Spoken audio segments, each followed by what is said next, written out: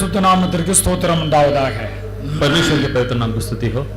தேவனுடைய பிரதான கிருபையினாலும் அவருடைய அளவற்ற இரக்கத்தினாலும் அருமை ஆண்டவர் இம்மட்டுமாக நம்மை சோத்திரம் பலத்தரும் பாதுகாத்து அவருடைய சன்னிதானத்தில் கடந்து வந்து ஆராதிக்க ஆண்டவர் கொடுத்த கிருபைகளுக்காக தேவனுக்கு ஸ்தோத்திரம் செலுத்துவோமாக. परमेश्वर की करुणा और कृपा से परमेश्वर ने हमें बचा कर ले आया और इस आराधना में शामिल होकर उनके नाम को महिमा करने के लिए परमेश्वर ने हम सबको अनुग्रह किया, इसलिए परमेश्वर को अधिक अधिक धन्यवाद देंगे. தேவனாய் கர்த்தர் ஒவ்வொரு நிமிஷமும் நம்முடைய வாழ்க்கையிலே போதுமானவராக இருந்து நம்மை அவர் ஆற்றி தேற்றி அரவணைத்து காத்து வருகிறார். परमेश्वर हमारे लिए काफी है, हमें हमारी जिंदगी पर परमेश्वर संभालते हैं, एक एक क्षण हमें बचा कर ले आते हैं, इसलिए परमेश्वर को धन्यवाद. அதற்காக நாம் எப்போதும் ஆண்டவருக்கு நன்றி செலுத்த நாம் கடமைப்பட்டிருக்கிறோம். और इसीलिए हम परमेश्वर को हर एक क्षण धन्यवाद देने के लिए हम काफी है. எபிரேயர் 7 அதிகாரம் 25 வசனத்தை ஒருவரை வாசிக்கலாம். और इब्रानियों की किताब 7वां अध्याय 25वां वचन को पढ़ सकते हैं. மேலும் தமது மூலமாய் தேவனிடத்தில் சேர்கிறவர்களுக்காக வேண்டுதல் செய்யும்படிக்கு அவர் எப்போதும் உயிரோடு இருக்கிறவர் ஆகையால் அவர்களை முற்றுமுடிய ரட்சிக்க வல்லவருமாய் இருக்கிறார். और हम ये पढ़ सकते हैं इब्रानियों 7:25, इसीलिए जो उसके द्वारा परमेश्वर के पास आते हैं वह उनका पूरा पूरा उद्धार कर सकता है, क्योंकि वह उनके लिए विनती करने को सर्वदा जीवित है. தேவனுடைய பரிசுத்த நாமத்திற்கு ஸ்தோத்திரம் உண்டாவதாக. परमेश्वर के पवित्र नाम को स्तुति हो. மேலும் தமது மூலமாய் தேவனிடத்தில் சேர்கிறவர்களுக்காக வேண்டுதல் செய்யும்படிக்கு, और यहाँ पर लिखा गया कि जो उसके द्वारा परमेश्वर के पास आते हैं, ऐसा लिखा हुआ है. அவர் எப்பொழுதும் உயிரோடு இருக்கிறபடியால் और वो हमेशा जीवित है, इसलिए அவர்களை முற்றுமுடிய ரட்சிக்க வல்லமை உள்ளவராய் இருக்கிறார் என்று எழுதப்பட்டுள்ளது. और उन्हें पूरी तरीके से उद्धार करने के लिए वो सर्वदा के लिए जीवित है कर लिखा गया है. தேவனுடைய பரிசுத்த நாமத்திற்கு ஸ்தோத்திரம் உண்டாவதாக. परमेश्वर के पवित्र नाम को स्तुति हो. கர்த்தராகிய இயேசு கிறிஸ்து மூலமாய் और यीशु मसीह के द्वारा தேவனிடத்திலே சேர்கிறவர்களுக்கு, और जो परमेश्वर के पास आते हैं, அவர்களுக்காக வேண்டுதல் செய்யும்படியாக, और उनके लिए जो विनती करने के लिए, கர்த்தராகிய இயேசு கிறிஸ்து எப்பொழுதும் உயிரோடு இருக்கிறபடியால், और यीशु मसीह हमेशा जीवित है, इसलिए அவர்களை முற்றுமுடிய ரட்சிக்க அவர் வல்லமை உள்ளவராய் இருக்கிறார் என்று எழுதப்பட்டுள்ளது. और उन्हें उद्धार करने के लिए वो काफी है कर हम देखते हैं. நம்மை ரட்சித்த தேவன், हमें उद्धार किया हुआ परमेश्वर முற்றுமுடிய அவர் நம்மை ரட்சிப்பார் என்று இந்த வேத வசனத்திலிருந்து வாசிக்கிறோம். पूरी तरीके से हमें उद्धार करेगा कर हम शास्त्र पर पढ़ते हैं. நம்மை ரட்சித்த தேவன் हमें उद्धार किया हुआ परमेश्वर நம்மை விட்டு விடாதபடிக்கு हमें न छोड़ेगा. முற்றுமுடிய நம்மை அவர் சரியாக நடத்தி அவர் கொண்டு பரலோகத்தில் கொண்டு சேர்ப்பார் என்று வேதம் சொல்லுகிறது. और वो पूरी तरीके से हमें उद्धार कर स्वर्ग ले जाकर पहुंचाएगा. அப்படி ரட்சிப்பதற்கு அவர் வல்லமை உள்ளவராய் இருக்கிறார் என்று எழுதப்பட்டுள்ளது. और ऐसा उद्धार करने के लिए वो सामर्थ्यदार परमेश्वर है. நிருபத்திலே 24 வசனத்திலே यहूदा 24वां वचन पर, வலுவாதபடி உங்களை காக்கவும், और वह तुम्हें ठोकर खाने से बचाकर தமது மகிமையுள்ள சிங்காசனத்திலே மிகுந்த மகிழ்ச்சியோடு உங்களை மாசற்றவர்களாய் நிறுத்தவோ வல்லமை உள்ளவர் என்று எழுதப்பட்டுள்ளது. अपनी महिमा की भरपूरी के सामने मगन और निर्दोष करके खड़ा कर सकता है कर हम देखते. நம்மை வலுவாதபடி காப்பதற்கு அவர் போதுமானவராய் இருக்கிறார். हम ना फिसले, ये ऐसा बचाने के परमेश्वर काफी है. அவருடைய மகிமையுள்ள சிங்காசனத்திலே மிகுந்த மகிழ்ச்சியோடு நம்மை மாசற்றவர்களாய் நிறுத்த அவர் போதுமானவராய் இருக்கிறார். अपनी महिमा की भरपूरी के सामने मगन और निर्दोष कर खड़ा कर सकता है.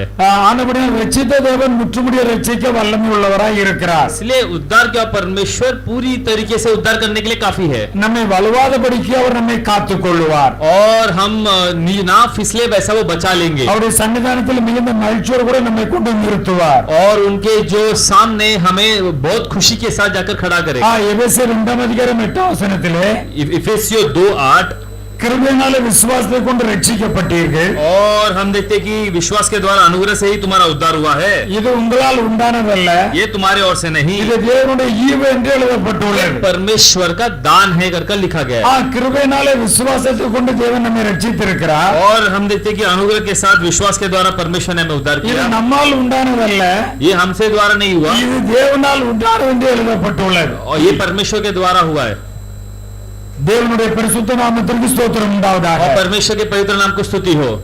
இயேசு நம்மை முற்றிலும் ரட்சிக்கிற தேவனாய் இருக்கிறார். यीशु मसीह हमें पूरी तरीके से उद्धार करने वाला परमेश्वर है। நம்மை ரட்சிக்கிறவர் நம்முடைய தேவனாகிய கர்த்தர் தான். हाँ, हमें उद्धार करने वाला हमारा परमेश्वर है। முற்றிலும் நம்மை ரட்சிக்கிறவர் நம்முடைய கர்த்தராகிய இயேசு கிறிஸ்து தான். पूरी तरीके से हमें उद्धार करने वाला भी यीशु मसीह है। அநேகர் நினைக்கலாம் बहुत लोग सोच सकते हैं ஒரு சன்மார்க்க வாழ்க்கை வாழுகிறோம், एक अच्छी जिंदगी जी रहे, ஒரு நீதியான வாழ்க்கை வாழுகிறோம், एक धर्मी जिंदगी जी रहे, வந்து நல்ல செயல்களை பண்ணுகிறோம், हम अच्छे काम तो करते हैं தான தர்மங்களை செய்கிறோம். और हम देखते हैं कि दान और धर्म करते हैं। இப்படிப்பட்டவர்களால் ரட்சிக்கப்பட்டு விட முடியும் என்று நினைக்கிறார்கள். लोग सोचते हैं कि ऐसा अच्छा काम करने से हम उद्धार पा जाएंगे करके सोचते हैं। இவைகளெல்லாம் செய்ய வேண்டியதுதான். ये तो करना ही है, ஆனால் அவற்றின் அடிப்படையிலே நாம் ரட்சிக்கப்படவில்லை என்பது வேதம் சொல்லுகிறது. परंतु इनके जरिए हम देखते कि उद्धार नहीं होता। கர்த்தராகிய இயேசு கிறிஸ்து தான் ரட்சகர். यीशु मसीह उद्धार करता है, அவரை விசுவாசித்து ஏற்றுக்கொண்டோமானால் उनको विश्वास करके ग्रहण करने அந்த वाले, விசுவாசத்தில் ரட்சிக்கப்படுகிறோம் என்று வேதம் சொல்லுகிறது. इस विश्वास के द्वारा उद्धार प्राप्त करके शास्त्र कहती है। நாம் விசுவாசத்தினால் ரட்சிக்கப்பட்ட பின்பு विश्वास के द्वारा उद्धार करने के बाद நான் விசுவாசித்து விட்டேன், मैंने तो विश्वास कर लिया, நான் ரட்சிக்கப்பட்டு விட்டேன் मैं तो उद्धार पाया, என்று நாம் இருந்து விட முடியாது. ऐसे हम नहीं रह सकते। அதை நாம் நம்முடைய கிரியையிலே காண்பிக்க வேண்டும் என்று வேதம் சொல்லுகிறது. ये तो हमारी क्रिया में दिखनी है कर हम पढ़ते हैं। வேதத்தில் என்ன சொல்லுவது? கிரியை இல்லாத விசுவாசம் செத்தது என்று எழுதப்பட்டுள்ளது. क्रिया बिना जो विश्वास है वो मरा हुआ विश्वास है करके शास्त्र कहती है। நாம் ரட்சிக்கப்பட்டிருக்கிறோம். हम उद्धार पाए, ரட்சிக்கப்பட்டிருந்தால் ரட்சிக்கப்பட்டவன் எப்படிப்பட்டவனாய் இருக்க வேண்டும்? अगर उद्धार पाए तो उद्धार पाया हुआ इंसान कैसे रहना है? ரட்சிக்கப்பட்டவர்கள் கர்த்தருடைய வசனத்தின்படி கிரியை செய்கிறவர்களாய் இருக்க வேண்டும். जो उद्धार पाया है वो वचन के अनुसार क्रिया करना आवश्यक है। கர்த்தர் விரும்புகிற அத்தனை காரியமும் நம்முடைய கிரியையின் மூலம் வெளிப்பட வேண்டும். जो परमेश्वर चाहते हैं वो सारा चीज हमारी क्रिया के द्वारा प्रकट होनी है। நான் ரட்சிக்கப்பட்டு விட்டேன், இனி எனக்கு ஒன்றுமில்லை, எப்படியும் ஜீவிக்கலாம் என்று ஜீவிக்க முடியாது. अभी तो मैं उद्धार पाया, अभी तो हम कैसे भी जी सकते हैं, ऐसा नहीं करना है। ரட்சிக்கப்பட்டவர்கள் இப்படித்தான் ஜீவிக்க வேண்டும் என்று ஆண்டவர் எழுதி வைத்திருக்கிறார். उद्धार पाया हुआ इंसान इसी तरह जीना कर परमेश्वर ने बताया है। நாம் அப்படித்தான் ஜீவிக்க வேண்டும் என்று வேதம் சொல்லுகிறது. ऐसे ही जीना कर शास्त्र कहती है। யாக்கோபு 2 அதிகாரம் 17 வசனத்தை வாசிக்கலாம். हम देखते हैं कि याकूब 2 अध्याय 13 वचन को पढ़ सकते हैं। 17 அப்படியே விசுவாசமும் கிரியையில் இல்லாதிருந்தால் தன்னிலே தானே செத்ததாய் இருக்கும். அப்படியே விசுவாசமும் தன்னிலே தானே கிரியை இல்லாதிருந்தால், ऐसे विश्वास भी यदि अपने कर्म सहित ना हो तो, அந்த விசுவாசத்திலே கிரியை இல்லாவிட்டால், उस विश्वास में अगर कर्म या क्रिया नहीं हो तो அது தன்னிலே தானே செத்ததாய் இருக்கும் என்று वो अपने எழுதப்பட்டுள்ளது. स्वभाव में तो मरा हुआ है कर हम देखते हैं। தேவனுடைய பிள்ளைகள் நன்றாக அறிந்து கொள்ள வேண்டும். और परमेश्वर के लोग अच्छे से जानना है। நாம் இங்கே பார்க்கிறோம் 14 வசனத்திலே, हम देखते हैं 14 वचन पर, நாம் பார்க்கின்ற பொழுது என் சகோதரரே, हे भाइयों, ஒருவன் தனக்கு விசுவாசம் உண்டு என்று சொல்லியும் और कोई कहे कि मुझे विश्वास है, கிரியைகளிலே கிரியைகள் இல்லாதவனானால் अगर वो उसके कर्म न करता तो அவனுக்கு பிரயோஜனம் என்ன? उसका क्या लाभ है? நன்றாக யோசித்து பாருங்க. अच्छे से सोच कर देखिए। ஒருவன் ரட்சிக்கப்பட்டிருக்கிறான், अगर कोई उद्धार पाया है, அவன் ரட்சிக்கப்பட்ட பின்பும் वो उद्धार पाने के बाद அவன் தனக்கு விசுவாசம் உண்டு என்று சொல்லுகிறான். वो कहता है कि मेरे को विश्वास है, ஆனா அவனிடத்தில் கிரியைகள் இல்லாவிட்டால் उसके पास अगर कर्म न कार्य नहीं होता அவனுக்கு பிரயோஜனம் என்ன? क्या लाभ है उसे? அந்த விசுவாசம் அவனை ரட்சிக்குமா? क्या वो विश्वास उसे उद्धार करेगा? அந்த விசுவாசம் ரட்சிக்குமா என்ற ஒரு கேள்வி கேட்கப்படுகிறது. क्या वो विश्वास उसे उद्धार करेगा कर यहाँ पे एक प्रश्न पूछा गया है। அது எப்படி என்று அடுத்த வசனத்திலே சொல்லப்பட்டுள்ளது. कैसा करके उसके अगले वचन पर दिया है। ஒரு சகோதரனாவது சகோதரியாவது एक भाई या जो बहन, சரியா உடுக்க உடை இல்லை, अगर समझो पहनने के लिए अच्छा वस्त्र नहीं है, புசிக்கிறதுக்கு சரியான ஆகாரம் இல்லை, भोजन करने के लिए अच्छी जो है खाना नहीं है, நமக்கு நன்றாக தெரிகிறது अपने को अच्छा दिख रहा है, நாம் ரட்சிக்கப்பட்டிருக்கிறோம், हम उद्धार पाए, தேவனுடைய பிள்ளைகளா இருக்கிறோம், परमेश्वर के संतान है, நாம் எல்லாருக்கும் தெரியும் நாம் ரட்சிக்கப்பட்டிருக்கிறோம் என்பது. हम सबको पता है कि हम उद्धार पाए, நான் ஆண்டவருக்கு பிரியமா தான் நடக்கிறேன் என்று சொல்லுகிறோம். हम ये भी बोलते हैं कि हम तो परमेश्वर के प्रिय जी हैं। அப்படி ஒருவர் சரியா கொடுக்க ஒரு வஸ்திரம் இல்லை, சரியா சாப்பிட அவங்களுக்கு ஒரு நேரம் உணவு இல்லை. अगर समझो किसी के पास पहनने के लिए अच्छा कपड़ा नहीं है, खाने के लिए समझो आहार या भोजन नहीं है, உங்களில் ஒரு அவர்களை பார்த்து आप में से कोई अगर उसे देखकर நீங்க சமாதானத்தோட போங்க, आप शांति के साथ जाओ, நீங்க புசித்து சந்தோஷமா இருங்க, खाकर अच्छे से रहो, நான் உங்களுக்கு ஜெபம் பண்றேன்னு சொல்லிவிட்டால் मैं तुम्हारे लिए प्रार्थना करूंगा तो कहा நீ तो, சொன்ன வார்த்தையினால அவங்க சாப்பிட முடியுமா? क्या आप जो बोला है उससे जरा खा सकते हैं? நீங்க சொன்ன வார்த்தையினால அவங்களுக்கு ஏதாவது உடுக்க முடியுமா? क्या आप जो बोला है उससे जरा कोई पहन सकते हैं? சரீரத்துக்கும் வேண்டியவங்களை கொடுக்காமல் நீங்க அப்படி சொல்லிவிட்டால் अगर जो शरीर को जो चाहिए अगर वो आपने नहीं दिया, நீங்கள் என்ன செய்கிறீர்கள்? आप लोग क्या कर रहे हो? அதனால் பிரயோஜனம் என்ன? उसके द्वारा लाभ क्या है? அப்ப விசுவாசம் என்றால் विश्वास क्या है? கிறிஸ்துவ விசுவாசிக்கிறேன், ये यीशु मसीह को विश्वास நான் करता हूँ, ரட்சிக்கப்பட்டிருக்கிறேன், उद्धार पाया हूँ, நான் தேவனுடைய பிள்ளை, मैं परमेश्वर का நான் संतान। எத்தனை பேருக்கு எத்தனை நன்மைகளை செய்திருக்கிறேன். मैंने तो कितनों के लिए कितना भलाई काम किया கர்த்தர் है। இயேசு உலகத்திலே வந்தார், यीशु मसीह अगर दुनिया पर அவர் எல்லாருக்கும் நன்மை செய்கிறவர் இந்த உலகத்திலே சுற்றி திரிந்தார் என்று எழுதப்பட்டுள்ளது. सभी के लिए भलाई करते हुए इस दुनिया पर चलते फिरते रहेगा। அவருடைய அடியார்களாகிய நாமும், और उनके जो हम அவருடைய बच्चे, பிள்ளைகளாகிய நாமும் उनके संतान, யார் நமக்கு என்ன தரும் நம்ம எதிர்பார்த்து கொண்டிருக்க கூடாது. हमको कौन क्या देगा कर हम ताक कर नहीं देखना। ரட்சிக்கப்பட்ட நாம் மற்றவர்களுக்கு என்ன உதவி செய்யலாம் என்பதை சற்று ஆராய்ந்து பார்க்க வேண்டும். उद्धार पाया हुआ हम बाकी लोग को क्या लाभ हो सकते हैं हमें सोच कर देखना है। நான் வேலை செய்கிறேன், நான் சாப்பிடுறேன், நாங்கள் சந்தோஷம், மற்றவர்கள் எப்படி போய்விட வேண்டும் என்று நினைக்க கூடாது. क्या हम काम कर रहे, हम कमा रहे, हम खा रहे, बाकी लोग कैसे भी जाने दो, ऐसा नहीं सोचना है। மிகவும் ஏழைகளாய் இருக்கிறவர்கள் கண்டிப்பாக உதவி செய்ய வேண்டும் என்று வேதம் சொல்லுகிறது. और जो बहुत गरीब है उनके लिए जरूर हमें मदद करना करके शास्त्र कहती है। அதற்காக நாங்கள் கஷ்டப்படுறோம், எங்களுக்கு நீங்க தாங்கள் என்று கேட்டுக் கொண்டிருக்க கூடாது. उसके लिए तो हम तू ये भी नहीं होना है कि हम कष्ट हो रहे हमको पैसा दो करके नहीं बोलना है। வேலை செய்யவும் சாப்பிடவும் கூடாது என்று எழுதப்பட்டுள்ளது. अगर काम नहीं करेगा तो उसको खाना भी नहीं करके शास्त्र में ஆண்டவர் நல்ல கைகளை தந்திருக்கிறார், கால்களை தந்திருக்கிறார், நல்ல சக்தியை உழைக்க வேண்டும். परमेश्वर ने हमें हाथ और पैर दिया है, शक्ति दिया है, तो हम सबको काम करना है। உழைக்காமல் காசு நமக்கு வராது.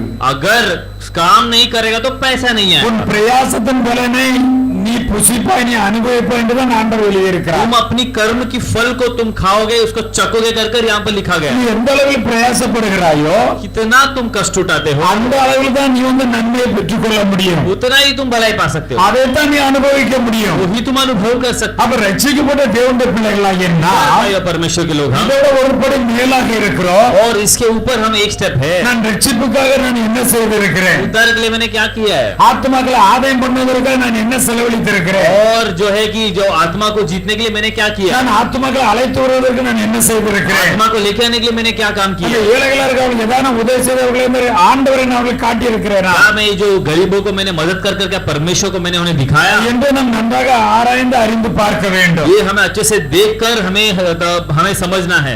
வேதத்திலே தெளிவாக எழுதப்பட்டுள்ளது. शास्त्र पे तो स्पष्ट रीति से लिखी அப்படி है, நாம் செய்யாவிட்டால் ஒரு பிரயோஜனமும் கிடையாது. अगर ऐसे नहीं करेंगे तो कोई लाभ नहीं। இவ்வளவு நாள் ரட்சிக்கப்பட்ட தேவனுடைய பிள்ளைகளா இருக்கிறோம். और इतना दिन तो उद्धार पाकर परमेश्वर के संतान तो நாம் हैं। ஒவ்வொரு நம்ம சற்று ஆராய்ந்து பார்ப்போம். हर एक हम अपने आप को ताक कर देखें, நாம் எத்தனை பேருக்கு என்ன நன்மை செய்திருக்கிறோம். दोनों को हमने क्या भलाई की, திருச்சபையின் வளர்ச்சிக்காக ஏதாவது செய்திருக்கிறோமா, कलीसिया की बढ़त के लिए हमने कुछ किया है, ஆத்ம ஆதாயத்திற்காக ஏதாவது செய்திருக்கிறோமா, आत्मा को जीतने के लिए हमने कुछ किया है, மற்றவர்கள் ரட்சிப்புகளை கடந்து வருவதற்கு ஏதாவது செய்திருக்கிறோமா. बाकी लोग उद्धार में आने के लिए कुछ किया है, அப்படின்னா ரட்சிக்கப்பட்டதன் பிரயோஜனம் தான் என்ன, तो उद्धार पाने का कोई अर्थ ही क्या है, நன்றாக ஆராய்ந்து அறிந்து பார்க்க வேண்டும். ये अच्छे से देख कर समझिए। அப்படி விசுவாசத்திலே நாம் இருக்கிறோம் என்றால் अगर ऐसा हम विश्वास में है तो அதை கிரியையிலே காணப்பட வேண்டும் என்று எழுதப்பட்டுள்ளது. क्रिया में होनी है कर हमें जानना है। அப்படியே விசுவாசம் கிரியைகள் இல்லாதிருந்தால் अगर विश्वास जो क्रिया के बिना रहा तो தன்னிலே தானே செத்ததா இருக்கும் என்று अपने आप எழுதப்பட்டுள்ளது. पे खुद जो है कि वो मरण पाया हुआ है। இப்ப நமக்கு என்ன தெரிகிறது, इससे क्या समझ आता है, நாம் விசுவாசம் ரட்சிக்கப்பட்டிருக்கிறோம். हम विश्वास कर उद्धार पाए, ரட்சிக்கப்பட்ட ரட்சிப்பு நம்முடைய கிரியையில் காணப்படாவிட்டால் उद्धार पाया वो जो क्रिया हमारे जो काम हमारे अंदर से नहीं आया तो நாம் செத்தவர்களா இருக்கிறோம் என்று எழுதப்பட்டுள்ளது. हम तो मरे हुए के समाने कर यहाँ நம்முடைய கிரியைகள் செத்ததா இருக்கிறது என்று எழுதப்பட்டுள்ளது. क्रिया जो है वो मरी हुई है कर देखते हैं। தேவன் ஒருவர் உண்டென்று விசுவாசிக்கிறோம். परमेश्वर एक है कर हम विश्वास तो करते हैं, அப்படி செய்கிறது நல்லதுதான். ऐसा करना तो सही है। ஆனா பிசாசுகள் நம்மை காட்டிலும் ஆண்டவரை விசுவாசத்துக்கு நடுங்குகின்றன. और शैतान तो हमसे भी ज्यादा परमेश्वर को विश्वास करके कांपते हैं। அப்ப இதுல யாரு பெரிய ஆளு, तो इसमें कौन बड़ा है, நம்ம ஆண்டவரை விசுவாசிக்க அவரை நிப்பாட்டி கெடுத்தோம். हम तो देखो विश्वास करते हैं रोक देते बस। பிசாசு என்று சொல்லப்படும் விசுவாசத்தை ஆண்டவரை பார்த்து நடுங்குகிறான். और जो शैतान जो है विश्वास कर आप परमेश्वर को देखकर कांप उठता है, ஆனா அவன் எந்த நன்மையும் செய்கிறது இல்லை. कोई भलाई नहीं करता, वो யாருக்கு எந்த நன்மையும் செய்கிறது இல்லை. कोई भी भलाई नहीं करता। ஆனபடினாலே ஆண்டவர் அங்கே எழுதியிருக்கின்ற பொழுது इसलिए जहाँ पर जैसा लिखा है, வீணான மனுஷனே என்று சொல்லுகிறார். और जो है व्यर्थ इंसान कर लिखा गया है। வீணான மனுஷனை கிரியைகள் இல்லாத விசுவாசம் செத்தது என்று நீ அறிய வேண்டுமோ. व्यर्थ इंसान, अगर तुम्हारी जो क्रिया विश्वास के बिना जो क्रिया अगर हुई இது உனக்கு தெரியாதா? ये तुझे पता नहीं இது क्या? உனக்கு தெரியாதா? क्या तुझे पता நீ नहीं? விசுவாசி என்றால் तो क्या तू विश्वासी है? ஆண்டவர் உனக்கு என்ன சொல்லி இருக்கிறார்? और परमेश्वर ने तुझे क्या कहा है? அதை நீ உங்கள் கிரியையிலே காண்பிக்க வேண்டும் என்று ஆண்டவர் சொல்லுகிறார். वो तेरे क्रिया में तू बताना करके परमेश्वर कहते हैं, அதுக்கு தான் அங்கே சொல்லுகிறார். इसलिए वो कहता है நம்முடைய பிதாவாகிய ஆபிரகாம், நம்முடைய ஆதி தகப்பனாக ஆபிரகாமை குறித்து ஆண்டவர் சொல்லுகிறார். अपनी जो मूल पिता इब्राहिम करके लिखा गया है। ஈசாக்கை பலிபீடத்தில் செலுத்தின போது கிரியைகளினால் அல்லவா அவன் நீதிமானாக எண்ணப்பட்டான். और ईसा को जब वहां पर बलि के लिए जब उसे चढ़ाया तब वो क्रिया के द्वारा तो ही तो उसको विश्वास करके माना गया है। வேதம் என்ன சொல்லுகிறது? और शास्त्र क्या कहती है? ஆண்டவரே எனக்கு பிள்ளை இல்லை என்று கேட்டார். और वो तो उन्होंने पूछा कि ए पिता मेरे लिए तो संतान நான் नहीं। உனக்கு குழந்தை தருவேன் என்று சொன்னார். परमेश्वर ने बोला मैं तुझे संतान दूंगा। அதை அவர் விசுவாசித்தார். विश्वास किया। அதே தேவனாகரத்தர் நீதியாக எண்ணினார் என்று எழுதப்பட்டுள்ளது. परमेश्वर उसको धर्मी के समान समझा कर देखते हैं। அது எப்பொழுது நீதியாக எண்ணப்பட்டது? कब धर्मी के समान माना गया? ஆண்டவர் அவனை கொண்டு எனக்கு பலியிடு என்று சொல்லி அவருடைய விசுவாசத்தை பரிசீலித்தபோது और जब परमेश्वर ने उसके विश्वास की परीक्षा की, उससे कहा कि जाकर बलि दे। அப்பொழுது அதை தேவனாகரத்தர் நீதியாக எண்ணினார் என்று எழுதப்பட்டுள்ளது. परमेश्वर से धर्मी के समान उसे हम देखते कि उन्होंने उसे मान ली கிரியைகளினாலே அவர் நீதிமானாக எண்ணப்பட்டார். और अपनी क्रिया के द्वारा वो धर्मी माना गया। விசுவாசம் அவருடைய கிரியைகளினாலே கூட முயற்சி செய்து और विश्वास भी वो क्रिया के साथ साथ में उसको हम देखते कि கிரியைகளினாலே விசுவாசம் பூர்ணப்பட்டது என்று காண்கிறோம். क्रिया के द्वारा विश्वास जो है परिपूर्ण हुई करके देखते हैं। நன்றாக நமக்கு தெரிய வேண்டும், अच्छे से जानना है நாம் ரட்சிக்கப்பட்டிருக்கிறோம், उद्धार पाए, நமக்கு விசுவாசம் இருக்கிறது, विश्वास भी है, கிரியையும் கண்டிப்பாக இருக்க வேண்டும். क्रिया भी होना आवश्यक है। நல்ல காரியங்கள் செய்கிறவர்களா இருக்க வேண்டும், अच्छा कार्य करने वाला होना है, நற்கிரியைகள் செய்கிறவர்களா இருக்க வேண்டும். अच्छे काम करने वाला होना। நான் ரட்சிக்கப்பட்டிருக்கிறேன் இது போதும் என்று இருந்து விட்டோமானால் मैं तो उद्धार पाया बस अभी और कुछ नहीं कर ऐसा रहेंगे तो நமக்கான தேவன் வைத்திருக்கிற ஆசீர்வாதங்களை பெற்றுக்கொள்வது மிகவும் கடினம் என்று வேதம் சொல்லுகிறது. परमेश्वर ने फिर जो आशीष रखा है वो पाना तो कठिन है। அப்படியே ஆபிரகாம் தேவனை விசுவாசித்தார், ऐसे इब्राहिम जो है परमेश्वर को विश्वास அது किया, அவனுக்கு நீதியாக எண்ணப்பட்டிருக்கிறது என்கிற அந்த வேத வாக்கியம் वो उसको धर्मी के समान माना गया कर जो लिखा हुआ शास्त्र நிறைவேறிற்று. वो तो पूरा हुआ। அவன் தேவனுடைய சிநேகிதன் எண்ணப்பட்டான். वो परमेश्वर का मित्र करके माना गया। அப்ப நமக்கு எதெல்லாம் ரொம்ப முக்கியமாக காணப்படுகிறதோ क्या क्या हमें मुख्य है, இது எனக்கு கண்டிப்பாக தேவை, ये तो मुझको जरूरत है, எனக்கு நான் இதை இழக்கவே முடியாது ये तो मैं नहीं खो सकता என்று நாம் நினைக்கலாம். हम सोच सकते। ஆனா ஆண்டவர் என்ன சொல்லுகிறார்? परमेश्वर क्या कहता है? ஆண்டவருடைய காரியத்தில் நீ இதை இழந்துதான் ஆக வேண்டும் என்றால் अगर परमेश्वर के कार्य के लिए खोना है तो அதற்கு நாம் தயாராக இருக்க வேண்டும். उसके लिए तैयार रहना है। அப்படி தயாராக இல்லாவிட்டால், तैयार नहीं रहा तो, நீ கிரியைகளை காண்பிக்காவிட்டால் क्रिया में नहीं दिखाया तो நம்முடைய விசுவாசம் வீண் என்று ஆண்டவர் சொல்லுகிறார். हमारी विश्वास व्यर्थ है कर परमेश्वर कहते हैं। அந்தபடி ராகாப் என்னும் வேசியை குறித்து சொல்லப்பட்டுள்ளது. वो राहाब करके जो वेशी के बारे में लिखा गया है।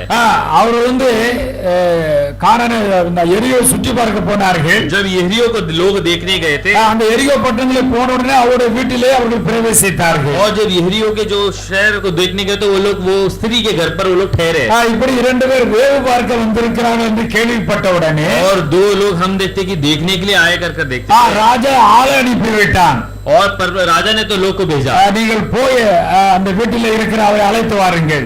आप जाओ, वो जो दो लोग जो घर पे छुपा उनको ले आओ कर राजा ने कहा। என்ன சொன்னா, போயிட்டு ரெண்டு பேர் வேவு பார்க்க வந்திருக்கா, அவளை போய் நீங்கள் பிடித்து கொண்டு வாருங்கள்.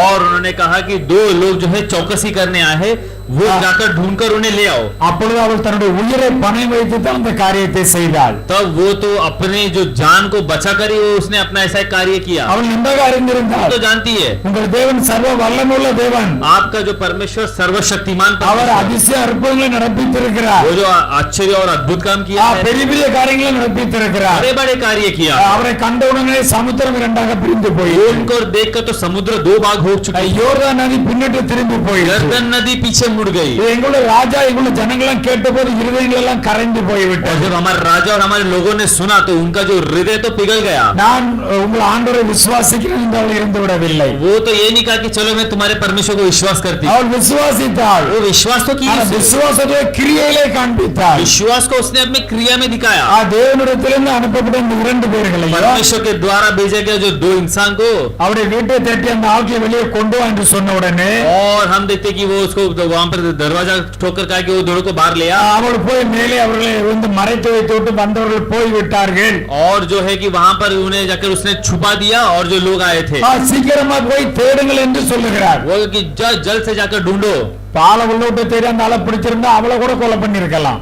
अगर उसको जाकर अगर अंदर जाकर ढूंढे होंगे तो उसको भी उससे भी मार डालते। ஆனால் கிரியையிலே அதை காண்பித்தால் என்று எழுதப்பட்டுள்ளது. क्रिया में उसने दिखाया कर देखते। ஆனபடினாலே எரிக்கப்பட்டதும் அழிக்கப்படுகின்ற பொழுது ये हम देखते यरीहो का शहर जब नाश किया गया அவளோட குடும்பமும் பாதுகாக்கப்பட்டார்கள் என்று எழுதப்பட்டுள்ளது. और उसका संतान बचाया गया करके कुटुंब बचाया कर देखते हैं। விசுவாசிக்கிறதுக்காக மாத்திரமல்ல केवल विश्वास करने वालों को நம்முடைய கிரியையிலே அதை காண்பிக்க வேண்டும். हमारे क्रिया में हमें वो दिखाना। ஆண்டவர் விசுவாசத்தை ஏற்றுக்கொண்டால் और मसीह को विश्वास कर अगर ग्रहण किए அந்த கிறிஸ்து விரும்புகிற வாழ்க்கை நம்முடைய வாழ்க்கையில காணப்பட வேண்டும். वो मसीह जो चाहते हैं वो जिंदगी अपने में होना है। கிறிஸ்து விரும்புகிற பிரகாரம் வாழாவிட்டால் मसीह जैसा चाहता अगर वैसे ना रहा நம்முடைய விசுவாசம் பிரயோஜனம் இல்லாமல் இருக்கும் என்று எழுதப்பட்டுள்ளது. विश्वास तो है वो उसका कोई फायदा नहीं। பாருங்க ஆபிரகாமை ஆண்டவர் சோதித்தார். इब्राहिम को हम देखते कि परमेश्वर ने उसका परीक्षा लिया। இந்த ராகப் சகோதரிக்கு இப்படித்தான் ஒரு பிரச்சனை. वो एक राहब की जो स्त्री को भी ऐसी एक जो परेशानी இவர்கள் அந்த விசுவாசத்தை इनके द्वारा विश्वास அந்த கிரியையிலே காண்பித்தார்கள். और क्रिया में दिखाया। அப்படியே நாமும் நம்முடைய வாழ்க்கையிலே हम भी हमारी जिंदगी में நம்முடைய விசுவாசத்தை கிரியையிலே காண்பிக்க வேண்டும். विश्वास को तो क्रिया में दिखाना है। அப்ப இதற்காக பல சோதனைகள் நமக்கு வரும். इसके लिए बहुत सारी परीक्षा तो आएगी। ஆண்டவர் நம்மை கண்டிப்பாக சோதிப்பார். परमेश्वर निश्चय परीक्षा देगा। நம்மை டெஸ்ட் பண்ணுவார். हमें तो परीक्षा लेगा हमारा। நாம வாயை திறந்து ரொம்ப பெருமையா பேசிடலாம். हम तो मुंह खोलकर घमंड से बात तो कर देते। நான் அப்படி நான் இப்படி என்று பேசிவிடலாம். मैं ऐसा हूँ मैं वैसा हूँ कर कह देते। நம்முடைய கிரியையில் இல்லாவிட்டால் அதனால ஒரு பிரயோஜனமும் கிடையாது. अपनी क्रिया में ना रहा तो उसका कोई फायदा नहीं। பெருமையா பேசுறது தேவன் எதிர்த்து நிற்பார். जो घमंड से बात करते परमेश्वर उनके विरोध खड़ा है। பொய்யாகவும் பேசக்கூடாது தேவன் அழிப்பார். झूठ भी नहीं बोलना करके परमेश्वर मारेगा। எது உண்மை அதை தான் பேச வேண்டும். जो सच्चाई है वही बोलना है। எதை தேவன் செய்ய சொல்லுதோ அதை தான் செய்ய வேண்டும். परमेश्वर जो कहता है उसे ही करना है। எதை செய்யக்கூடாது என்று ஆண்டவர் சொல்லாத கண்டிப்பாக செய்யக்கூடாது. जो परमेश्वर कहते हैं कि नहीं करना वो तो करना ही नहीं। அப்ப இப்ப நிறைய பேருக்கு கேள்வி வருகிறது.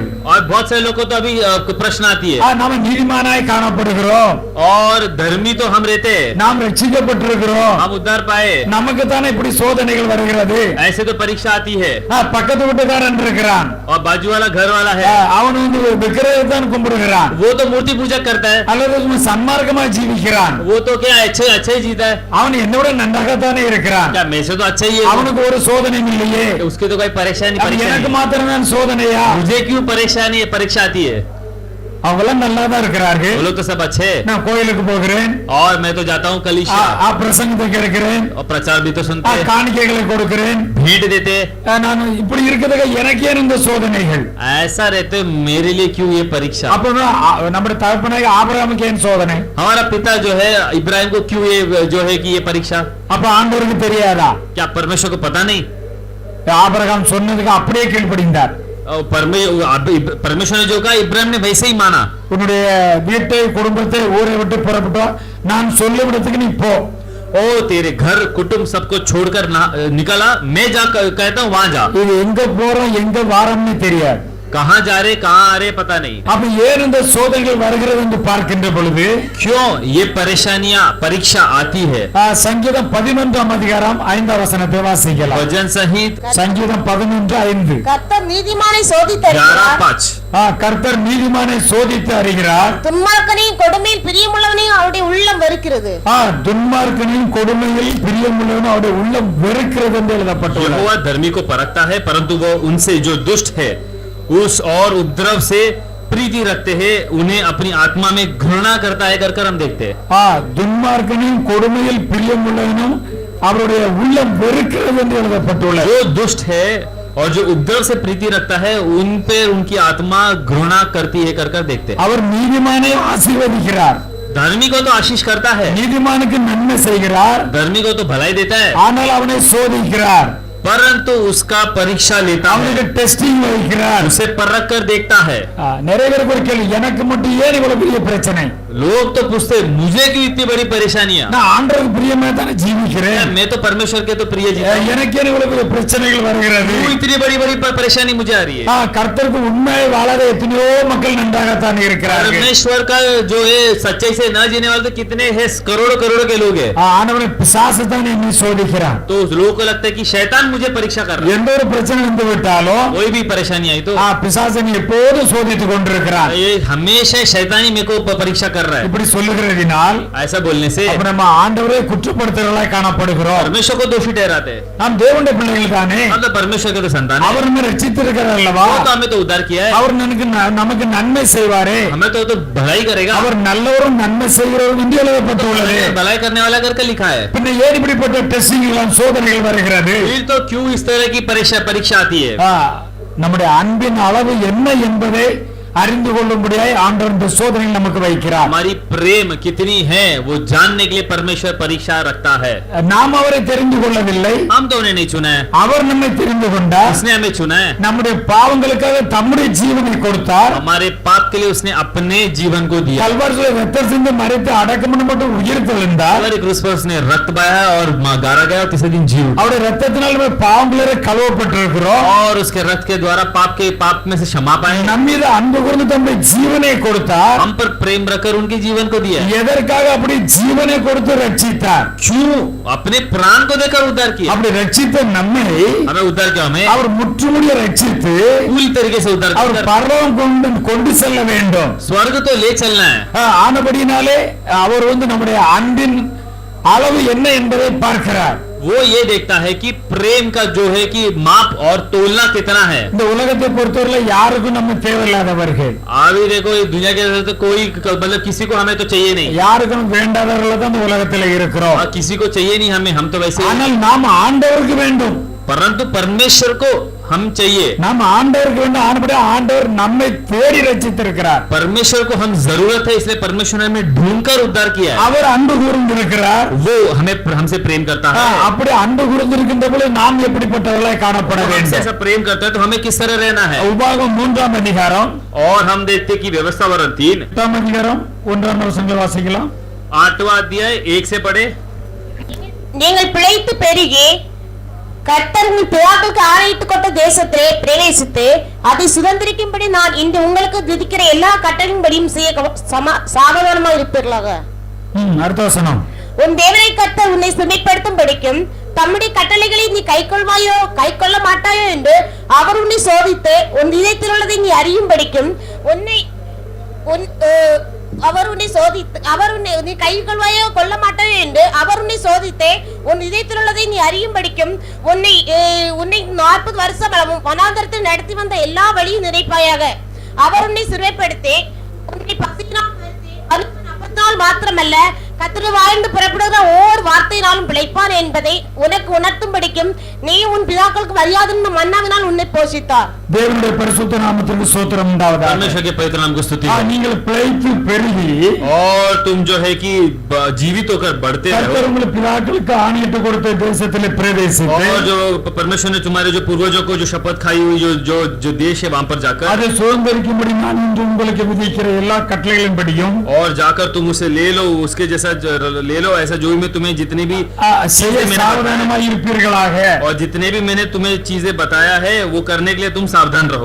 உன் தேவனாய கர்த்தர் உன்னை சிறுமைப்படுத்தி और जो है कि परमेश्वर तुझे नम्र बनाएगा। தம்முடைய கட்டளைகளை நீ கைக்கொள்வாயோ கைக்கொள்ள மாட்டாயோ என்று அவர் உன்னை சோதித்து और तू उनके वचन को मानेगा या ना मानेगा इसलिए तुझे परख कर உன் देखता है, இருதயத்தில் உள்ளதை நீ அறியும் படிக்கும். और तेरे हृदय की चीजों को जानने के लिए, உன்னை இந்த 40 வருஷமா மனாந்தரத்தில் நடத்தின எல்லா வழியையும் நினைப்பாயாக. और तुझे 40 साल जो है जो जंगल में चला है वो सारे चीजों को सोच कर देखना। தேவனாய கர்த்தர் நம்மை நடத்துகிறார். परमेश्वर हमें चलाता है, அவர் நம்மை சோதித்து பார்க்கிறார். हमें जो परीक्षा करता है அதில் நாம் எப்படிப்பட்டவர்களாய் காணப்படுகிறோம்? उसमें आप किस तरह रहना है।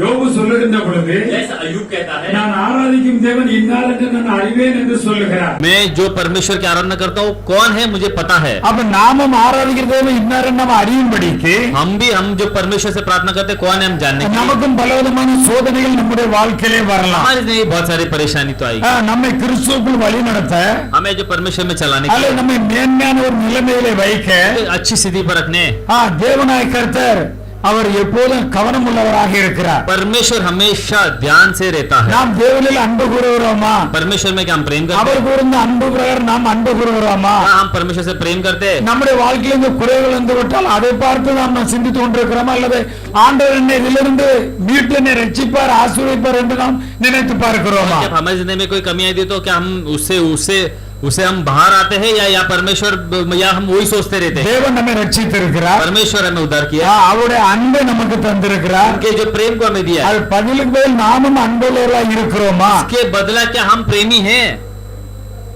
நிறைய சோதனை நமக்கு வரலாம், बहुत सारी परीक्षा तो आएगी, நிறைய ஊழியர்களை நாம் பின்பற்றிருப்போம். बहुत सारे जो सेवकों के पीछे हुए होंगे.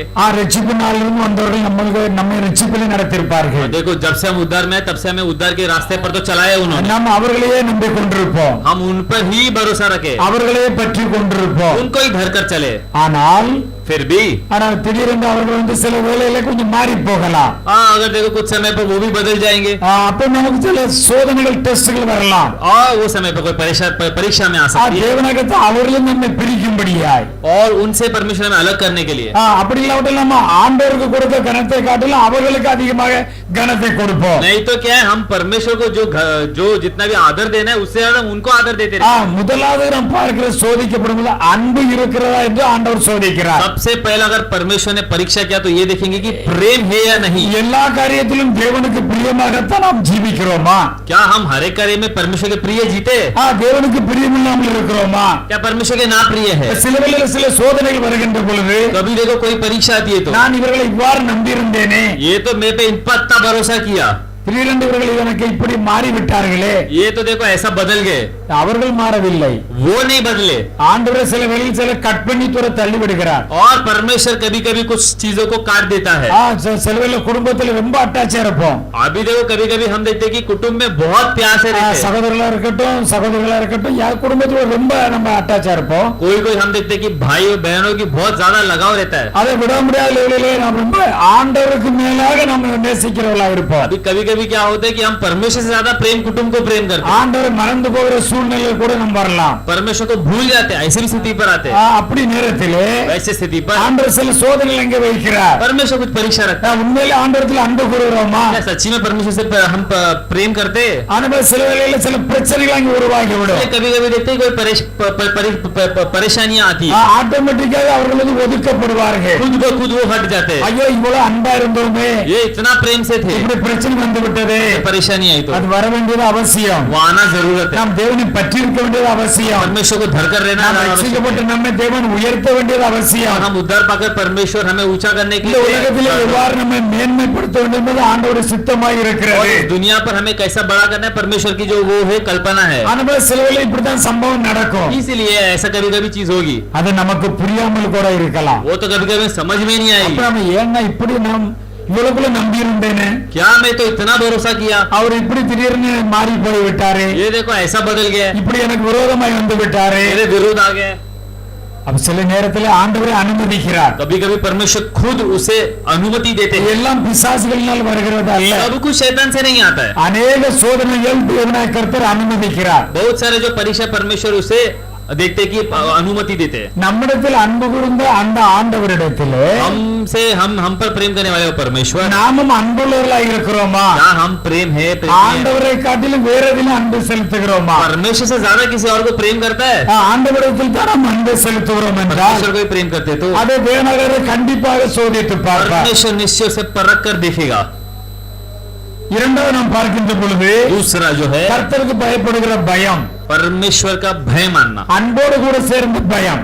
और प्रेम के साथ आता है जो भय. பயம் என்றால் ஆண்டவரை கொன்று போடுவார் என்று பயப்படுகிறது அல்ல. भय मतलब ये नहीं कि परमेश्वर हमें मार डालेगा. ஆண்டவர் நமக்கு अनेक நன்மைகளை செய்கிறார். परमेश्वर तो बहुत भलाई करते हैं. ஆனபடியினாலே நாம் ஆண்டவரிடத்தில் செலுத்துகிற அன்பு என்று इसलिए எழுதப்பட்டுள்ளது. परमेश्वर के पास जो प्रेम रखते हैं वो प्रेम, ஒருவர் மீதான அன்பிற்கு ஏற்ப अगर किसी के ऊपर जो प्रेम है அவர் மீதான இருக்கிற அந்த பயமும் பக்தி நமக்கு உண்டாகும். उनके ऊपर जो है कि एक भय और भक्ति भी होगा, அந்த மரியாதை நமக்கு அதிகரிக்கிறது. एक आदर एक इज्जत हुई होगी। நாம் ஒரு இடத்துல அன்பு செலுத்தணும் என்றால் किसी से अगर हम प्रेम करते हैं நம்ம அவருக்கு ரொம்ப மரியாதை கொடுப்போம். हम उनको बहुत आदर देंगे, சில காரியங்கள் செய்யும்போது வேண்டாப்பா நம்ம வந்து பயப்படுவோம், கொஞ்சம் பக்தியா இருப்போம். और कुछ कुछ हम डरेंगे नहीं चाहिए, ऐसा नहीं करना சரி, நான் ஒரு है। இடத்துல அன்பு கூறுகிறேன், मैं तो उनसे प्रेम இந்த करता हूँ, அன்பு கூறுவதற்கு நான் தீமை செய்து விடக்கூடாது, मैं उनको कोई हानि नहीं நான் पहुंचाऊंगा। இப்படி பேசிவிட்டாலும் வருத்தப்பட்டு விடக்கூடாது, अगर मैं ऐसा बोल दूंगा तो वो उसे ठेस पहुंचेगी। நான் இப்படி நடந்து விட்டால் அவர் வந்து ஏதாவது மாறிவிடக்கூடாது अगर ऐसा चल लिया तो कुछ बदल नहीं जाना है, என்பதற்காக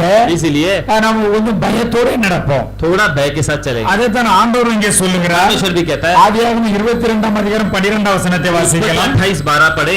அப்பொழுது அவர், பிள்ளையாண்டான் மேல் உன் கையை போடாதே, அவனுக்கு ஒன்றும் செய்யாதே, நீ அவனை உன் புத்திரன் என்றும் உன் ஏகசுதன் என்றும் பாராமல் எனக்காக ஒப்பு கொடுத்தபடியினால் நீ தேவனுக்கு பயப்படுகிறவன் என்று இப்பொழுது அறிந்திருக்கிறேன் என்றார். நீ இப்ப தேவனுக்கு பயப்படுகிறேன் என்று நான் இப்பொழுது அறிந்திருக்கிறேன் என்று ஆண்டவர் சொல்லுகிறார். तो परमेश्वर का भय मानता है, मैं अभी जानता हूँ कर यहाँ पर कहते हैं।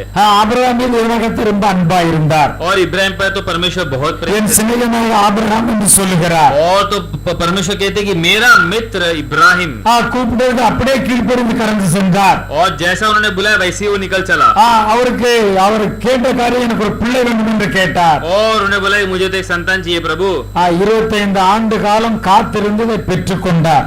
और 25 साल रुककर वो आशीष पाया। அவரு ஏக புத்திரன், और एक लौता ஏக पुत्र சுதன், और एकमात्र पुत्र, அவருடைய ஒரே குமாரன். और उनका एक ही पुत्र। இன்னைக்கு நமக்கு அப்படி ஒரு 25 வருஷம் கழிச்சு ஒரு பிள்ளை ஆண்டவர் கொடுத்துட்டு அந்த பிள்ளைய எனக்கு கொடுத்துருவோமா? क्या 25 साल के बाद कोई परमेश्वर ने किसी को पुत्र दिया, अगर परमेश्वर ने बोला मुझे दे तो दे देंगे? நம்ம செய்வோமா? கண்டிப்பா அப்படி. क्या हम करेंगे या नहीं? அப்ப நம்ம எந்த அளவுல தெய்வத்துல அன்பு கூறுகிறோம்? तो हम कितना प्रेम करते हैं परमेश्वर। ஏதோ ஒரு உதவி செய்யணும்னு நம்ம செய்ய மாட்டேங்கிறோம்.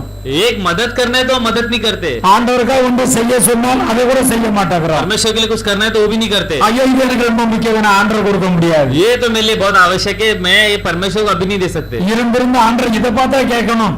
क्या परमेश्वर को यही मांगना था क्या? இவ்வளவு நாளைக்கு பிறகு இப்ப தான் கிடைச்சிருக்குது. इतना दिन के बाद अभी मिला है, எத்தனையோ இருக்கு, அது ஒண்ணு கேட்டிருக்கலாமே. कितना सारा पूछ सकते। இதைத்தான் ஆண்டவர் கேட்கணுமா? परमेश्वर को यही चाहिए क्या? ஐயா நீங்களும் அப்படித்தானே சொல்லுகிறீங்க? क्या आप ही तो ऐसे ही बोल रहे हैं? நீங்க உண்மையில சொல்றீங்களா அதை ஏதாவது திடீர்னு வேற மாதிரி சொல்லுவீங்களா? क्या आप सच्ची से बोलते हैं या आप ऐसे ही बोलते हो? ஆண்டவர் தர்ம நாம் கேட்டு பெற்றுக் கொள்வோம். परमेश्वर से जब देते तब हम पूछ कर ले लेते। ஆண்டவர் ஒரு சோதனை கொடுக்கின்ற பொழுது परमेश्वर एक परीक्षा देते அவர் நம்மை பரிசித்து பார்க்கிறார். और परख कर देखता है, அப்பொழுது நாம் வந்து மாறி விடுகிறோம். हम अब बदल जाते हैं। இங்க ஆபிரகாமை குறித்து பார்க்கின்ற इब्राहिम பொழுது के बारे में देखते हैं, உன் புத்திரன் உன் ஏக சுதன் என்று பாராமல் पुत्र और तेरा एकलौता एकमात्र पुत्र நீ அவனை அழைத்து கொண்டு போய் ले चल, எனக்காக பலி கொடுத்து விடு. मेले अगर बलि दे। எப்படி இருந்திருக்கும் அவருக்கு? कैसा हुआ होगा? பையனை கூட்டி கொண்டு தான் போகிறார். अपने बेटे को तो ले चल அந்த रहा है பையனே கேட்கிறான், और वो बेटा को भी पूछ रहा है। பலி கொடுக்கிறதுக்கு விறகு இருக்குது, தீ இருக்குது, ஆட்டை எங்க கேட்கிறான். और बलि देने के लिए सब लकड़े तो सब है अपने पास, परंतु भेड़ कहाँ पर है? எப்படி இருந்திருக்கான்? அவனை தான் பலி கொடுக்க போறார். और पिता को कैसा हुआ रहेगा? उसको ही बलि देने वाला है। கர்த்தர் பார்த்து கொள்வார் என்று சொல்லிவிட்டார். उन्होंने कहा कि परमेश्वर देख ले। இப்ப ஆபிரகாம் சொல்லி இருக்கலாம், और इब्राहिम तो कह सकता था, இந்த மகன் வந்து என்னுடைய கற்ப பிறப்பா இருக்கிறான். वो तो कह सकते थे कि ये पुत्र तो मेरा जो ஆண்டவரே ஒண்ணு செய்யணும், உமக்கு ஒரு ஆளை தானே பலி கொடுக்கணும். आपको तो एक भेड़ी तो देना बलि। நான் இஸ்மாயிலை கொடுத்து விடுகிறேன். मैं इस्माइल को दे देता हूँ, நான் இஸ்மாயிலை கொடுத்து விடுகிறேன். मैं इस्माइल को बलि दे दूं। அவன் ऐसा बोला, செஞ்சிருக்கலாம், वो அவன் तो बोल செஞ்சிருக்கலாம். सकता था, ஆனா செய்யல. அப்படி ऐसा नहीं किया। இஸ்மாயில பலி கொடுக்குமா கேட்டக்க அப்படி செய்யல. और इस्माइल को बलि देना है अगर ऐसा करके बोला, கேட்கல ஆண்டவர்ட்ட, ऐसा पूछा नहीं। என்னுடைய கற்ப பிறப்பா இருக்கட்டும், ये तो मेरा गर्भ का जो है कि என்னுடைய ஏக சுதனா இருக்கட்டும், मेरे एकमात्र पुत्र ஆண்டவர் தான் தந்தார். परमेश्वर ही दिया है। ஆண்டவர் தந்தார். ஆனபடியினால நான் ஆண்டவருக்கு ஒப்பு கொடுக்கிறேன். परमेश्वर ने दिया, इसे परमेश्वर को सौंपो। ஒருவேளை பலியாகி விட்டாலும் अगर बलिदान हो गया तो ஆண்டவர் உயிரோடு கூட அவரை எழுப்பி தருவார் परमेश्वर तो उसे जीवित उठाएगा। என்று ஆண்டவருக்கு ஒப்பு கொடுத்தார். वैसा सोचकर परमेश्वर को सौंपा। அப்பொழுது ஆண்டவர் சொன்னார், तब परमेश्वर ने कहा, இப்பொழுது நான் நீ கர்த்தருக்கு பயப்பட அறிந்திருக்கிறேன். अब मैं जानता हूँ कि तू परमेश्वर का भय मानता அப்ப है। ஆண்டவருக்கு தெரியாதா? क्या परमेश्वर को पता नहीं? எல்லாரும் கர்த்தருக்கு பயப்படுவதுதான். ये सब परमेश्वर के भय मानने ஆனா वाले हैं। உண்மையிலே பயப்படுவது ஆண்டவர் டெஸ்ட் பண்ணி பார்க்கிறார். सच में भय मानता कि नहीं, परमेश्वर परख कर देखता है। ரொம்ப கவனமா இருக்கணும் बहुत அருமையானவர்களே. ध्यान से रहना प्रेमियों। கர்த்தருடைய வசனம் ரொம்ப முக்கியம். परमेश्वर का वचन बहुत அது நம்முடைய வாழ்க்கையிலே கிரியை செய்ய வேண்டும். हमारी जिंदगी पर क्रिया करना है। வேத வசனத்தை இருதயத்திலே பதித்துக் கொள்ள வேண்டும். शास्त्र को हमारे हृदय पर बसाना है। அதை கவனமாக கேட்க வேண்டும். ध्यान से सुनना है, அதை இருதயத்தில் பதித்துக் கொள்ள வேண்டும். हृदय में उसे बसाना है, பதித்துக் கொண்டு அதன் மூலம் நாம் பலன் கொடுக்க வேண்டும். ऐसे हृदय पर रखकर हमें फल देना है. நாம் ரட்சிக்கப்பட்டிருக்கிறோம், उद्धार पाए, ஏனோ தானென்று வாழ்வதற்காக அல்ல. ऐसे ऐसे वैसे नहीं रहना है. பரிசுத்த பிள்ளைகள் என்றால் और जो पवित्र लोग हैं, கர்த்தர் விரும்புகிற பரிசுத்த நம்மிடத்திலே காணப்பட வேண்டும். परमेश्वर जो पवित्रता चाहता है हमारे पास होना. பரிசுத்தத்துக்கு விரோதமா நாம் எதையுமே செய்யக்கூடாது. पवित्रता के विरोध कुछ नहीं करना है. ஆண்டவரை பார்க்க நம்முடைய மனக்கண்கள், और जो परमेश्वर को देखने वाले हमारे ஆண்டவரை பார்க்க வேண்டும். परमेश्वर को देखना அந்த है. நேரத்தில் நாம் மற்றவர்களை சிந்தித்துக் கொண்டிருக்க கூடாது. वो समय में बाकी चीजों को नहीं देखना है. ஆனபடியினாலே इसलिए தேவனுடைய பிள்ளைகளாய் காணப்படுகிற परमेश्वर के जो संतान हम, நம்முடைய வாழ்க்கையில பல ஆசீர்வாதங்கள் நமக்கு இருக்கும். हमारे जिंदगी में बहुत सारे आशीष तो है. நம்முடைய கையை விட்டு போகிறது என்று அதை குறித்து கலங்க கூடாது. डरना नहीं कि हमारे हाथ से निकल के जा रही है. சிலவேளை ஆண்டவர் கொடுக்க வேண்டிய சூழ்நிலை வரலாம். कभी कभी परमेश्वर ऐसा अनुमति ஆண்டவர் देता है. நிறைய இழக்க வேண்டிய நேரம் வரலாம். परमेश्वर के लिए तो खोना भी कभी जरूरत पड़ी है. நாம் இழக்கிறோம், हम खोते அதனால நாம் மறுபடியும் பெற்றுக் கொள்ளுகிறோம். फिर भी पाते. ஆண்டவர் நம்மிடத்தில் கேட்டால் அதை நாம் கொடுக்க வேண்டும். परमेश्वर ने हमसे मांगा तो वो देना है. நாம் எதிர்த்தும் பேசக்கூடாது, हमें वापस उसे उल्टा नहीं बात करना. எந்த சூழ்நிலை மறுதளிக்கவும் கூடாது. कोई भी स्थिति पर हमें है इनकार नहीं करना है. நாம் கீழ்ப்படிந்து போக வேண்டும் என்று ஆண்டவர் சொல்லுகிறார். हमें हमें है कि उसे मानना है, उसका अधीन होना है. ஆண்டவர் நம்முடைய வாழ்க்கையிலே நம்ம நீதிமானா இருந்தால் நமக்கு பல விதமான பரீட்சைகள் வரலாம். इसलिए जब हम धर्मी के समान होंगे तो बहुत सारी परीक्षा आ सकती है. உண்மையாகவே நம்ம ஆண்டவரிடத்தில் அன்புள்ளவர்களாய் இருக்கிறோமா? सच्चाई से क्या हम परमेश्वर से प्रेम करते हैं? உண்மையாக நாம் தேவனுக்கு பயந்துதான் ஜீவிக்கிறோமா? क्या हम सच्चाई से परमेश्वर की जो है कि उसके जो चाहते हैं वैसे जीते हैं? இவைகள் நம்முடைய வாழ்க்கையிலே கிரியையிலே காணப்பட வேண்டும். ये सब हमारी जो जिंदगी पर क्रिया के समान होना है. கிரியை இல்லாத விசுவாசம் செத்ததா இருக்கிறது என்று ஆண்டவர் எழுதி வைத்திருக்கிறார். क्रिया बिना जो विश्वास है वो मृत्यु के समान है. நம்முடைய வாழ்க்கையிலே கிரியையிலே இதை காண்பிக்கத்தான் வேண்டும். हमारी जिंदगी पर हमारी क्रिया पर दिखाना है. அதற்கு நமக்கு சோதனைகள் வரலாம். परीक्षा तो आएगी. அந்த சோதனை வரும்போது நம்ம கிரியையிலே அதை நாம் ஜெயிக்க வேண்டும் என்று ஆண்டவர் சொல்லுகிறார். परीक्षा आते समय हमारी क्रिया पर उसे जीतना है. அடுத்தபடியாக மூன்றாவது பார்க்கின்ற பொழுது तीसरा जो चीज है, அவர் நம்முடைய இருதயத்தை அறியதற்கு நமக்கு சில சோதனைகளை கொடுக்கிறார். हमारे हृदय को जानने के लिए हमें कुछ परीक्षा देता है. ஆகும் 8ஆம் அதிகாரம் 3ஆம் வசனம். व्यवस्थावरण 8:3. அவர் உன்னை சிறுமைப்படுத்தி वो तुझे छोटा कर कर உன்னை பசியினால் வருத்தி வாசிக்கலாம். அவர் உன்னை சிறுமைப்படுத்தி உன்னை பசியினால் வருத்தி மனுஷன் அப்பத்தால் மாத்திரமல்ல கர்த்தருடைய வாயிலிருந்து புறப்படுகிற ஒவ்வொரு வார்த்தையினாலும் பிழைப்பான் என்பதை உனக்கு உணர்த்தும்படிக்கு நீயும் உன் பிதாக்களும் அறியாதிருக்கிற மன்னாவினால் உன்னை போஷித்தார். அவர் உன்னை சிறுமைப்படுத்தி உன்னை பசியினால் வருத்தி तुझे नम्र बनाकर तुझे भूखा होने दिया. மனுஷன் அப்பத்தினால் மாத்திரமல்ல और जो मनुष्य केवल रोटी से नहीं கர்த்தருடைய வாயிலிருந்து புறப்படுகிற ஒவ்வொரு வார்த்தையினாலும் பிழைப்பான் என்பதை உனக்கு உணர்த்தும்படி परंतु जो वचन यहोवा के मुंह से जो निकलते हैं उन पर ही उस पे जीवित நீ உன் பிதாக்களும் तू तेरे पूर्वजों அறியாதிருக்கிற மன்னாவினால் உன்னை போஷித்தார் என்று எழுதப்பட்டது. और तुम न जाने उस तरह के मन्ना से तो मैंने तुम्हें पालन पोषण किया. இஸ்ரவேலின் வனாந்திர பிரயாணத்தை நாம் பார்க்கிறோம்.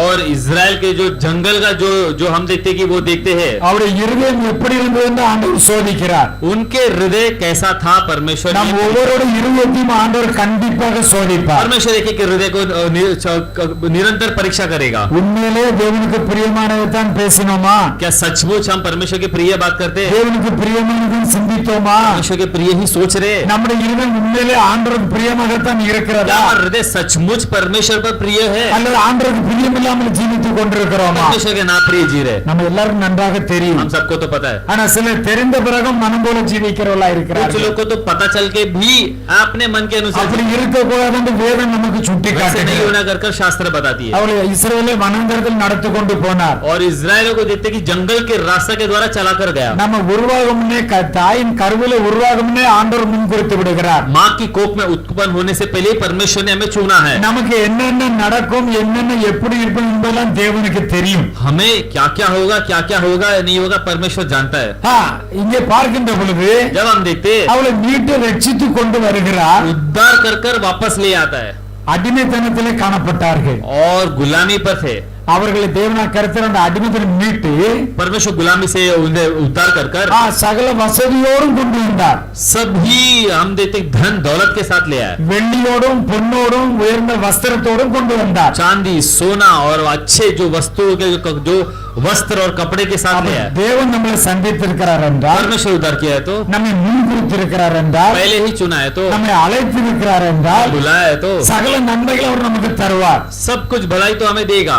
அவர்கள் நன்றாகத்தான் வந்து கொண்டிருந்தார்கள். वो ऐसे तो अच्छी रीति से ही आ रहे। அவர்களுக்கு செங்கடலை பிளந்து அவர்களை நடத்தி கொண்டு வந்தார். लाल समुद्र को धोबा कर उसके द्वारा चला कर, அவர்களை வனாந்தரத்திலே நடத்தி கொண்டு போனார். जंगल के द्वारा चला कर लाया, அவர்களை வனாந்தரத்திலே और जंगल में நடத்தி கொண்டு போனார். उन्हें चला कर लाया। அந்த வெயில் படாமல் மேக ஸ்தம்பமாய் அவர்களுக்கு மேலே நின்று கொண்டிருந்தார். धूप जो है उनके ऊपर ना लगे, इसलिए हम देखते हैं कि बादल का जो खंबा जो उनके इसके समान वो परमेश्वर चला कर रहा है। ராத்திரியிலே ஒளியாக காணப்பட்டார். रात को तो वो उजाल के समान रहा, எந்த குளிரும் தாக்காமல் அக்கினியாக நின்றார். ठंड ना पड़े इसके हम देखते कि जो आग जो के समान, अग्नि के समान उनके साथ था। அவர்கள் புசிப்பதற்கு தூதர்கள் சாப்பிடுற மன்னாவை கொடுத்தார். वे खाने के लिए तो जो दूतों खाना खाते जो मन्ना वो खिलाया। அவர் உடுத்திருந்த வஸ்திரம் பழமையாய் போகவில்லை. उन्होंने जो कपड़ा पहने थे वो हम देखते कि पुराना या झुरा, காலில் அணிந்திருந்த செருப்பு அவர் பழமையாய் போகவில்லை. जो पैर में पहने हुए चप्पल भी उनका कोई कि पुरानी नहीं हुई, இவ்வளவு அருமையை நடத்தி கொண்டு வருகிறார். इतने अच्छे से चला कर लाया। ஆனா இருதயத்தை ஆண்டவர் பார்க்கிறார். हृदय को देखता है। ஆனாலும் அவர்கள் அவ்வப்பொழுது தேவனுக்கு விரோதமாய் முறுமுறுத்தார்கள். वो तब परमेश्वर के विरोध कुटकुटाए। ஏன் முறுமுறுத்தார்கள்? क्यों कुटकुटाए? கர்த்தருடைய வசனத்தை குறித்தான தெளிவான அறிவு இல்லை. परमेश्वर के वचन के द्वारा एक अच्छी की ज्ञान नहीं है। ஆண்டவர் இவ்வளவு நன்மை செய்த போதிலும், इतना भलाई करने के बाद भी இவ்வளவு நன்மை செய்திருக்கிறாரு, इतना भलाई तो किया है, இவ்வளவு நன்மை செய்து கொண்டிருக்கிறாரு. तो कर रहा है, அப்ப இன்னும் நன்மை செய்யத்தானே செய்வார். तो और भी तो भलाई करेगा, எதிலும் கைவிட மாட்டாரு. इसमें भी तो न त्यागेगा। எந்த அந்த விசுவாசம் அவர்களுக்கு இல்லாமல் ऐसा போயிருக்கு. विश्वास नहीं था। ஆண்டவர் தம்முடைய கிரியையிலே பார்ப்பார். परमेश्वर अपने क्रिया पर देखेगा, அவர் நடத்தி கொண்டு போகிறார். वो हमें चला कर जाएगा பெரிய பாறையிலிருந்து தண்ணீர் ஆறாக ஓடும்படி செய்து கொடுக்கிறார். और पत्थर को तोड़कर उसके द्वारा पानी निकाल कर देता है। நம்முடைய ஆண்டவர் எதைத்தான் செய்ய முடியாது. क्या परमेश्वर के द्वारा क्या नहीं होगा? அவர் எல்லாவற்றையும் நமக்காக செய்ய முடியும். कुछ हम से उनसे करना होगा। ஆனா அந்த ஜனங்கள் அடிக்கடி ஆண்டவரத்தில் முறுமுறுத்தார்கள். लोग तो बार बार परमेश्वर से कुटकुटाए। தூதர்கள் சாப்பிடுற உணவை சாப்பிட்டவர்கள் 40 வருஷம் வியாதியே வரல. दूतों ने जो खाना खाया वो खाना खिलाया तो 40 साल उन्हें बीमारी नहीं आई। எங்களுக்கு இறைச்சி வேணும் என்று கேட்டார்கள். वो बोले कि हमें मांस चाहिए खाने को, ஏராளமாக கொடுத்தார். भरपूर ही दिया। அவளுக்கு என்னதான் பிரச்சனை? क्या परेशानी? அவர் நடத்தி கொண்டு போகிறார். चला के लेके चल रहा है, மேக ஸ்தம்பத்திலே பாதுகாக்கிறார். और जो है कि जो बादल के जो அக்கினி ஸ்தம்பத்திலே பாதுகாக்கிறார். आग के खंबे के समान சகல உதவியும் செய்து கொண்டிருக்கிறார். सब कुछ जो है कि कार्य कर रहा है, நல்ல உணவை கொடுத்து கொண்டிருக்கிறார். अच्छा खाना दे रहा है। என்னதான் பிரச்சனை? क्या परेशानी? அவங்க என்ன சொன்னார்கள்? क्या है? அவர் இதயத்துல என்ன இருந்தது? उनके हृदय में क्या था? எங்களை இந்த வனாந்தரத்துல கொண்டு போறதுக்கு ஆண்டவர் கொண்டு வந்தார். क्या जंगल में मार डालने के लिए परमेश्वर ने लाया? இன்னைக்கு விசுவாசிகள் अनेகர் அப்படித்தான் பேசுகிறார்கள். विश्वासी बहुत लोग ऐसे ही कहते हैं। ஆண்டவரை ரட்சித்தர எதற்கு? எனக்கு ஒன்றும் இல்லாமல் போவதற்கா? क्या परमेश्वर ने उद्धार क्यों किया? क्या मुझे मार डालने के लिए? ஆண்டவரை ரட்சித்தர எனக்கு இவ்வளவு பெரிய பிரச்சனையா? क्या आप उद्धार करने के लिए मेरे को उद्धार करने के बाद इतनी बड़ी परेशानी? இல்ல அருமையானவர்களே, அவர் கானானுக்கு நேராக நடத்தி கொண்டு சென்றார். वो कनान जो कानान की जो देश के और तुम्हें चला कर ले चल रहा है, அதை தேவனாய் கர்த்தர் பார்த்து கொள்வார். परमेश्वर तो देख लेगा। அவர் என்ன சொல்ல அந்த பாதையில தான் நாம் கடந்து செல்ல வேண்டும். और जो है कि इस रास्ते को हम पार कर चलना है। இந்நாட்களில் अनेक விசுவாசத்திலே அவர்கள் பலம் இல்லாமல் இருக்கிறார்கள். बहुत सारे लोग देखते हैं कि विश्वास में बल नहीं है, அவர் கிரியையில அதை காண்பிக்க முடியாமல் இருக்கிறார்கள். दिखा नहीं पाते। காரணம் என்ன என்றால், कारण क्या है? கர்த்தரை குறித்தான சீரியஸ்னஸ் கிடையாது. और परमेश्वर के द्वारा जो है कि वो मुख्यता ஒருவன் ஒரு வேலை செய்தாலும் अगर देखो कोई इंसान काम कर रहा है, அந்த வேலையில் ரொம்ப கவனமாக இருக்க வேண்டும். ध्यान से करेगा तो करना आवश्यक எதை है। பேச வேண்டும் அதை மாத்திரம் பேச बोलना है வேண்டும். वही बोलना है, எதை பேசக்கூடாது அதை नहीं பேசக்கூடாது. बोलना है नहीं बोलना है, எதை செய்ய வேண்டுமோ அதை மாத்திரம் செய்ய வேண்டும். करना है तो वही करना है। அப்படி இல்லாவிட்டால் வேலையில் இருக்க முடியாது. ऐसा अगर नहीं रहेगा तो काम में नहीं உலக होगा। பிரகாரமே இப்படி இருந்தால் अगर संसार रीति से हम ऐसे जिए, ஆவி திருப்பணி இவ்வளவு கவனமாக இருக்க तो வேண்டும். इसे कितना ध्यान से இந்த रहना है। ஜனங்கள் தங்களுடைய கிரியையில என்ன எதை காண்பித்தார்கள்? और लोगों ने क्रिया में क्या दिखाया? எங்களை வனாந்தரத்தில் கொண்டு போவதற்காக ஆண்டவர் கொண்டு வந்தார். क्या हमें जंगल में मारने के लिए परमेश्वर लाए? ஆண்டவர் எதற்காக வனாந்தரத்தில் அழைத்து சென்றார்? परमेश्वर क्यों जंगल के द्वारा ले आया? எதற்காக சென்றார்? क्यों लेके कर गया? ஆ? கானானுக்குள்ள பிரவேசிப்பதற்கு वो कानान में लेके जाने के लिए। பாலும் தேனும் ஓடுகிற அந்த கானானுக்குள் பிரவேசிப்பதற்கு मत बहने वाली जो देश में लेके चलने। நாமும் பாவத்தின் அடிமைத்தனத்தில் இருந்தோம், पाप की गुलामी पर थे தேவன் அதிலும் நம்மை விடுவித்திருக்கிறார், और परमेश्वर से छुड़ा है, நம்மை ரட்சித்திருக்கிறார், उद्धार किया है। தேவனுடைய சபையை கூட்டி சேர்த்திருக்கிறார். परमेश्वर की कलीसिया के உங்களை साथ எல்லாம் இங்க வைத்து ஆண்டவர் வசனத்தை போதிக்கும்படியாக வைத்திருக்கிறார். वचन को प्रचार करने के இந்த लिए வசனத்தை நீங்கள் கவனமாய் கேட்டு இருதயத்திலே பதிக்க வேண்டும் என்று ஆண்டவர் ये சொல்லுகிறார். वचन सुनकर आपके हृदय में बसाना है परमेश्वर चाहते हैं, ஒரு மணி நேரத்துக்குள்ளாக பிரசங்கிக்கப்படுகிறது. और 1 घंटा ही प्रचार करते हैं। அடுத்தால 7 நாள் உங்களுக்கு இந்த பிரசங்கம் இருக்காது. तो 7 दिन तक आपको प्रचार இந்த नहीं। ஒரு மணி நேரம் எவ்வளவு கவனமாக இருக்க 1 வேண்டும், घंटा कितना ध्यान से रहना है, எவ்வளவு இருதயத்தை ஆயத்தப்படுத்தி வைத்திருக்க வேண்டும், हृदय को तैयार करना है, கர்த்தருடைய வசனம் உள்ளத்திலே கிரியை நடப்பிக்க परमेश्वर का வேண்டும். वचन जो है हृदय में क्रिया करना है। நாம் ஆண்டவருக்கு பிரியமாகத்தான் இருக்கிறோமா? परमेश्वर के क्या प्रिय जी है? நம்முடைய இருதயம் ஆண்டவருக்கு ஏற்றபடி தான் இருக்கிறதா, मेरे हृदय परमेश्वर की जो ओर से ही है, அல்லது அன்று முறுமுறுத்து அவர்களைப் போல இன்று நாமும் முறுமுறுத்து கொண்டிருக்கிறோமா? उस समय पर वो लोग तो कुटकुटाते रहे, क्या आज हम भी कुटकुटाते हैं? தேவன் அனுமதித்த சில பிரஜைகள் புலம்பிக் கொண்டிருக்க கூடாது. परमेश्वर ने कुछ अगर हमें अनुमति कुछ दिया है तो उसको हमें कुटकुटाना नहीं। அவர்களும் புலம்பிக் கொண்டு தான் இருந்தார்கள். कुटकुटाते रहे। பாருங்கள், கானான் தேசத்தை சுதந்தரிக்கும் முன்பாக कनान देश में प्रवेश करने के पहले அங்கே 12 பேரை போய் செக் பண்ணிட்டு வாங்கலன்னு அனுப்பினார். 12 लोग को भेजा, वहां पर जाके तुम चौकसी कर आओ। அப்போ செக் பண்ணினார்கள். देख कर आए தைரியம் இருந்து அந்த அங்குள்ள பழத்துல கொஞ்சம் கொண்டு வரணும்னு சொன்னார்கள். और वो बोले कि तुम धैर्य से वहां का फल लेकर आओ। அங்கே அவ்வளவு பெரிய ஆசீர்வாதமான ஒரு நகரம் அது. वो इतना आशीषित जो एक नगर था, ஒரு திராட்சைகளை வெட்டி 2 பேருக்கு ஒரு கம்பளை கட்டி தூக்கி சுமந்தாங்கன்னு எழுதியிருக்கு. एक दाग की जो है कि उसे उठाकर 2 लोग कंधे पर उठाकर लाए। போன 12 பேர்ல 2 பேர் உடனே போகலாம், சுதந்திரத்துக்கு கொள்ளலாம், கர்த்தர் நம்மளோட இருக்கிறார். 12 में से केवल 2 लोग ने कहा कि जाते और उससे हम अपने ताबे पर करते हैं। 11 இருதயம் ஆண்டவரோட சரியா இல்ல. बाकी लोग के जो हृदय परमेश्वर के साथ नहीं था, ஆண்டவர் மேல சரியான விசுவாசம் இல்ல. परमेश्वर को विश्वास नहीं था, ஏன் ஆண்டவரை பத்தி சரியா அறிந்து கொள்ளல. परमेश्वर के बारे में जाना नहीं। இன்னைக்கு நம்மள எத்தனை பேர் இருக்கிறோம், हम में कितने लोग हैं ஆண்டவருடைய வசனத்தை சரியா கேட்டு இருதயத்துல பதிக்காததனால वचन सही से सुनकर हृदय पर नहीं बसा, इसलिए ஆண்டவர் விரும்புற ஒண்ணு நம்மளால ஜீவிக்க முடியல. जैसा परमेश्वर चाहते हैं वैसा नहीं जीते।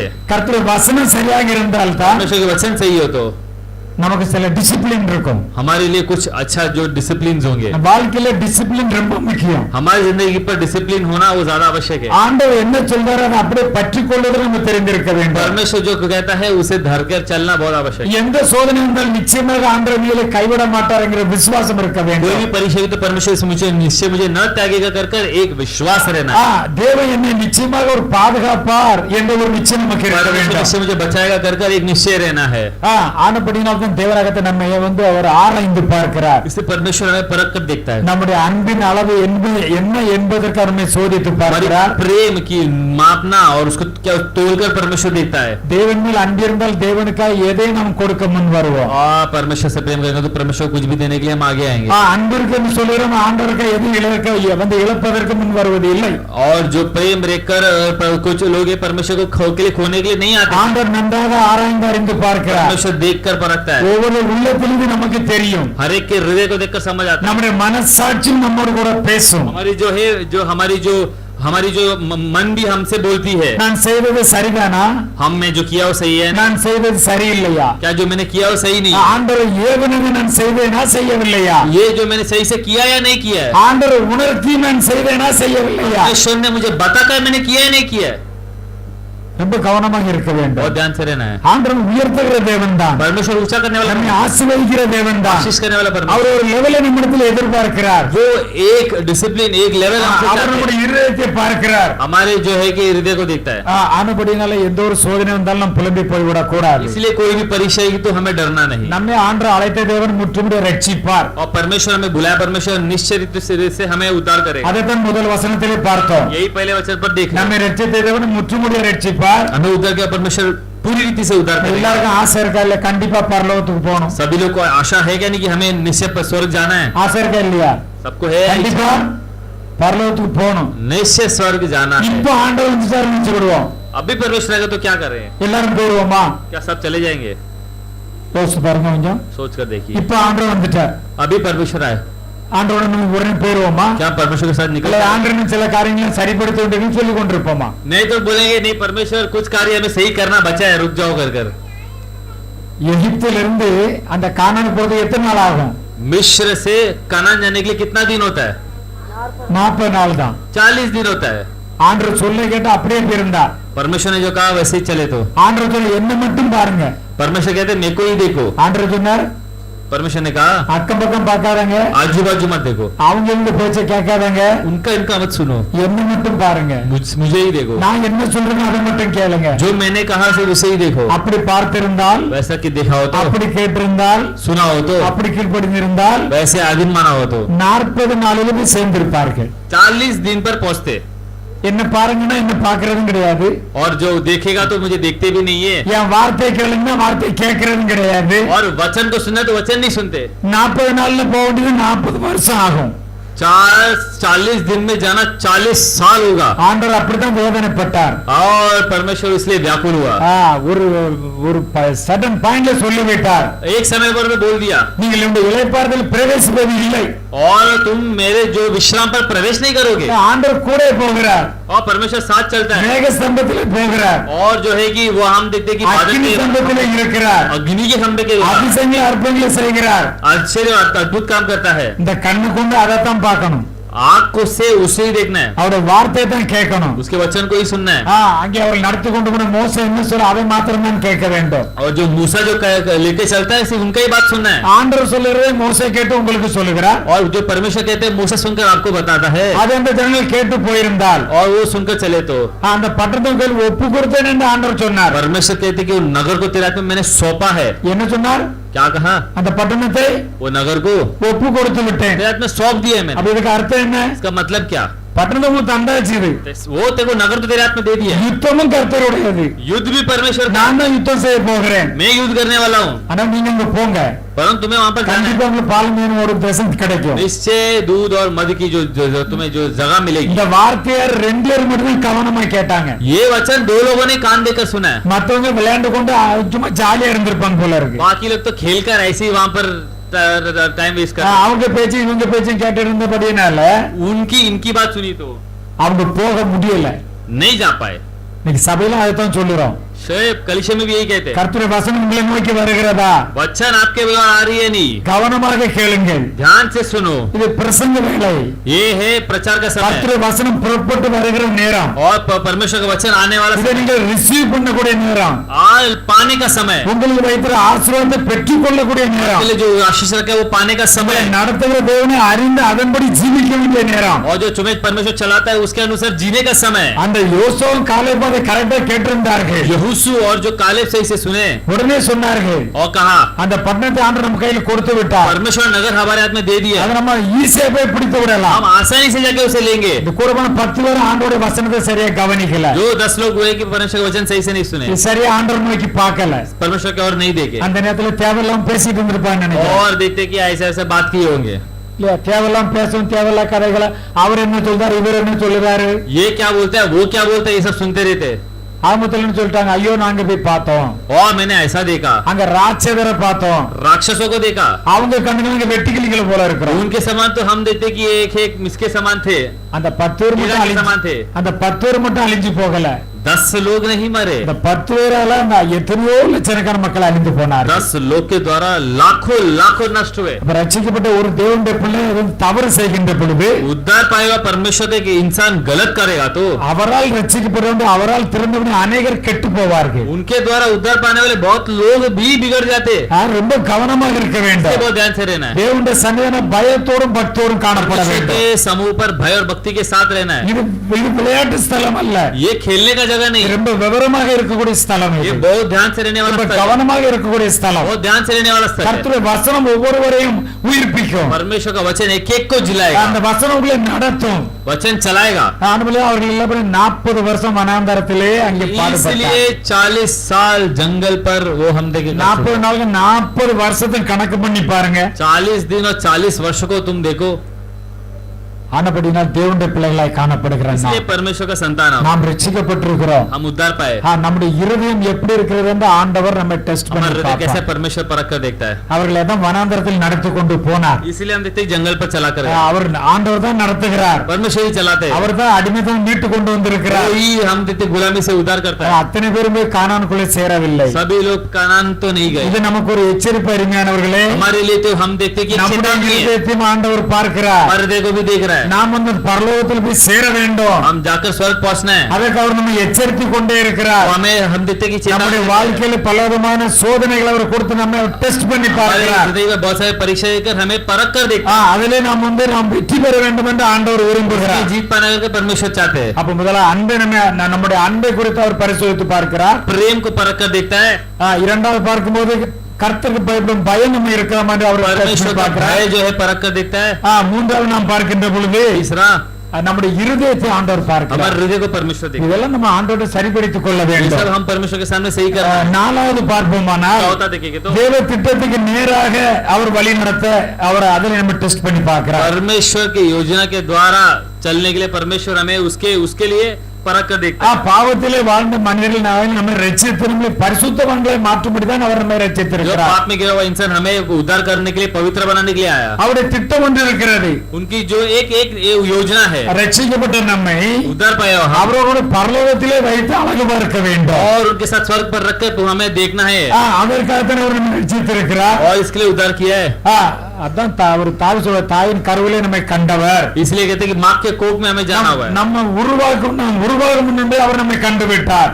हम पैदा होने के पहले हमें जानता है நம்மளுடைய திட்டங்கள் எல்லாம் அவர் வகுத்து வைத்து விட்டார். और हमको जो योजना दिया है उसे अलग करके रखा है அப்ப அவர் திட்டத்தை வகுத்து வைத்து விட்டார்னா அதுக்கு ஏத்தாப்படி நாம நடக்க வேண்டும். हमारे लिए योजना बना के रखा तो उसके अनुसार चलना है இதுக்கு எடுத்துக்காட்டுகளும் நிறைய நம்ம வந்து வேதத்துல பார்த்திருக்கிறோம். बहुत सारे इसके लिए तो उद्धार दे सकते அப்ப हैं நம்ம உயர்த்துவதற்கு ஆண்டவர் ஒரு வழியை வைத்திருப்பார். ऊंचा करने के लिए परमेश्वर एक रास्ता रखा சில வேளை கொஞ்சம் அது கடினமான பாதையாக है இருக்கலாம், कठिन रास्ता होगी அல்ல கொஞ்சம் கஷ்டமான பாதையாக कष्ट वाली இருக்கலாம். रास्ता होगी ஆனால் தேவன் நம்மை அழைத்திருக்கிறார். परंतु परमेश्वर ने बुलाया அவர் நம்மை ரட்சித்திருக்கிறார். परमेश्वर ने उद्धार किया அவர் நமக்கு காண்பித்திருக்கிறார். परमेश्वर ने उन्हें बताया விசுவாசத்தோடு கூட विश्वास के साथ நம்முடைய கிரியையில அதை நாம் காண்பிக்க வேண்டும். क्रिया में हमें दिखाना है யோசேப்பை குறித்து பார்க்கின்ற பொழுது यूसुफ के बारे में देखते ஆண்டவர் நல்ல அருமையான தரிசனத்தை கொடுத்தார். परमेश्वर अच्छा दर्शन दिया ரொம்ப சந்தோஷமா இருந்தது. और अच्छा हुआ ஆனா அவர் அந்த லெவலை அடைவதற்கு उसे पाने के लिए அவர் பல சூழ்நிலை கடந்து போக வேண்டியிருந்தது. बहुत सारी परिस्थिति की और परीक्षा के अंदर से जानी पड़ी அந்த வேளையில அவருக்கும் புரிந்திருக்காது, उनको भी समझ नहीं आया அவர் அப்பாவுக்கும் புரிந்திருக்காது, पिता को समझ में नहीं आया அண்ணமாருக்கும் புரிந்திருக்காது. भाइयों को समझ नहीं आया இவர் சகோதரர் செய்த தவறுகளை அப்பாட்ட சொல்லிக் கொண்டே இருப்பார். और ये जो भी भाई लोग गलत करते हैं अपने पिताजी से कहता रहता है ஆனபடியா சகோதரர்களை பிடித்தவரை கொலை செய்து போட வேண்டும் என்று भाई ने நினைத்தார்கள். योजना किया कि इसको पकड़कर मार डालना है ஆனா தரிசனமோ பெரிய தரிசனம். दर्शन तो बहुत बड़ा दर्शन எல்லாரும் என்னை வணங்குவார்கள். सभी लोग मेरे को आके मानेंगे தாய் தப்பன் சகோதரர் எல்லாரையும் வணங்குவார்கள். सब लोग आकर मेरी दंडोत करेंगे இன்னைக்கு நம்ம குறித்து ஆண்டவர் திட்டத்தை வைத்திருப்பார். हमारे बारे में परमेश्वर ने एक योजना रखा है கர்த்தருடைய வசனத்தை கேட்பதற்கு परमेश्वर का वचन सुनने के பயத்தோடு பக்தியோடு கூட காணப்படுவதற்கு लिए के साथ रहने के लिए தேவன் நம்ம எப்பொழுது டெஸ்ட் பண்ணி கொண்டிருக்கிறார். परमेश्वर परख कर देख रहा இந்த है பிரசங்க வேலையில டெஸ்ட் பண்ணி கொண்டிருக்கிறார். इस जो है कि प्रचार के समय पर परख कर देख रहा है பிரசங்க வேலையில நீங்க ஃபெயில் ஆயிட்டேன்னு பிறகு வாழ்க்கை முழுதும் ஃபெயில் தான் நீங்க. आप प्रचार के समय पर आप लोग अगर फेल हो गए तो पूरी जिंदगी भर फेल ही होते हैं என்ன செய்ய வேண்டும் என்று சொன்னதை கேட்க தெரியாவிட்டால் अगर क्या करना है ये बोल रहे सुन नहीं सकते तो நீ எதை செய்வீர்கள், क्या करोगे எப்படி சுதந்திரிப்பீர்கள்? कैसा उसको पाओगे சுதந்திரிக்க முடியாது.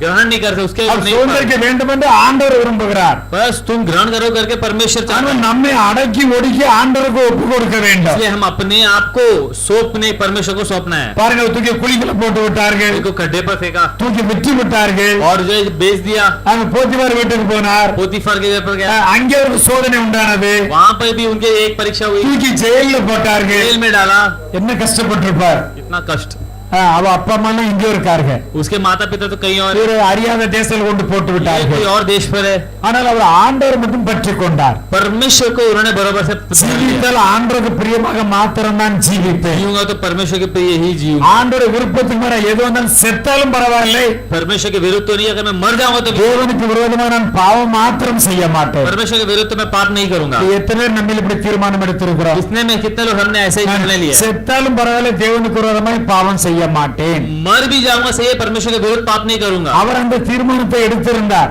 वैसे अगर उन्होंने एक निर्णय लिया था, அவர் பாவம் செய்யவில்லை, பாவத்துக்கு பயந்து ஓடினார். पाप ने क्या, पाप को डरकर भागा, ஆனபடினாலே தூக்கி அவரை ஜெயிலிலே போட்டார்கள். जेल में डाले, தூக்கி ஜெயிலிலே जेल में डाले, ஜெயிலில் தான் போட்டார்கள். जेल में डाले। ஆனால் அவர் கவலைப்படவில்லை. और इसलिए हम देखते कि वो उससे भी वो तो परेशानी नहीं ஒரு हुई। சொப்பனத்தை பார்த்தவர் जैसा जो भी ये लोग, हम देखते कि एक இப்பொழுது दर्शन देखा, சொப்பனத்துக்கு அர்த்தம் சொல்லுகிறாய் மாறுகிறார். अब दर्शन का अर्थ बताने वाला हो गया। அவர் பாவம் செய்ய மாட்டோம் பரிசுத்தமா இருப்பேன் என்று சொன்ன உடனே और जो मैं पाप नहीं करूंगा पवित्रता रहेगा करके இதுக்கு कहते। முன்ன சொப்பனத்தை தான் பார்த்திருக்கிறார். इसके पहले तो स्वप्न में இப்ப देखा है। கூட இருக்கின்ற சொப்பனத்துக்கு அர்த்தத்தை சொல்ல முடியாது, ஆண்டவர் அப்கிரேட் பண்ணுகிறார். और कुछ जो उनके साथ वाले हैं, उनको स्वप्न का जो अर्थ बताने के परमेश्वर उसे ऊंचा करता है, அப்படிப்பட்ட வரத்தை கொடுக்கிறார். वैसा वरदान देता है।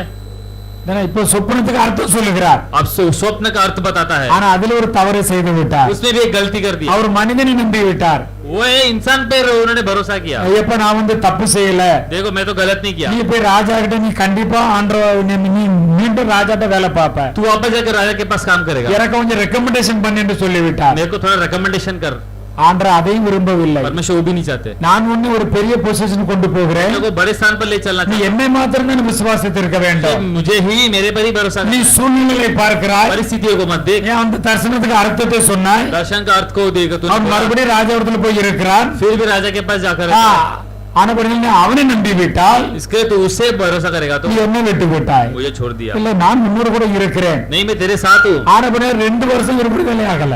इसलिए 2 साल तक कुछ नहीं हुआ। அப்ப நம்ம மனிதர்கள் நம்பதை விட்டு ஆண்டவர் நம்ப வேண்டும். मनुष्य पर भरोसा रख कर छोड़कर परमेश्वर पर भरोसा करना है। மறுபடியும் ஆண்டவர் இவரை உயர்த்துகிறார். फिर परमेश्वर ऊंचा करता है। அப்போ எத்தனை சூழ்நிலை கடந்து போகிறார். कितनी परिस्थिति भी होती है, அவரை ஒரு பெரிய பொசிஷன்ல கொண்டு வந்து ஆண்டவர் விரும்புகிறார். उच्च स्थान पर परमेश्वर ले ஒரு चलता है, டாப் லெவல்ல வைக்க வேண்டும். अच्छे स्थान पर ले चलता அவரை है। வைத்துத்தான் அந்த கிறிஸ்துவுடைய சந்ததிகளை பாதுகாக்க வேண்டும். और जो मसीह का जो संतान है उसे बचाना है। அது யோசேப்பு பிறக்கும் முன்பாக தேவனாகிய கர்த்தர் கருவில உண்டாகும் முன்பாக தேவனாகிய கர்த்தர் எல்லாவற்றையும் குறித்து எழுதி வைத்து விட்டார். और यूसुफ के कोख में उतरने के पहले परमेश्वर ने देखकर लिख कर रखा है। அவர் வந்த எல்லா சோதனைகளிலும் அவர் ஜெயம் பெறுகிறார். सब परीक्षा पर वो जीत पाता है। ஹalleluya. हालेलुया। அருமையான தேவனுடைய ஜனமே, ये प्रिय परमेश्वर, நமக்கு வருகிற சோதனை நாம் கண்டிப்பாக வெற்றி பெற வேண்டும். हमें हमारे जो परीक्षा थी उसमें भी जीतना है। அந்த வெற்றியின் தேவனே தருகிறார். वो जो है जीत भी परमेश्वर அந்த देता है। வெற்றியை பெற்றுக் கொள்வதற்கு पाते तो நாம் தேவனையே அண்டி நிற்க வேண்டும். परमेश्वर को धरकर தேவனையே பெற்றுக் கொள்ள வேண்டும் परमेश्वर को पकड़कर என்று चलना வேதம் நமக்கு நன்றாக சுட்டி காட்டுகிறது. कहती है।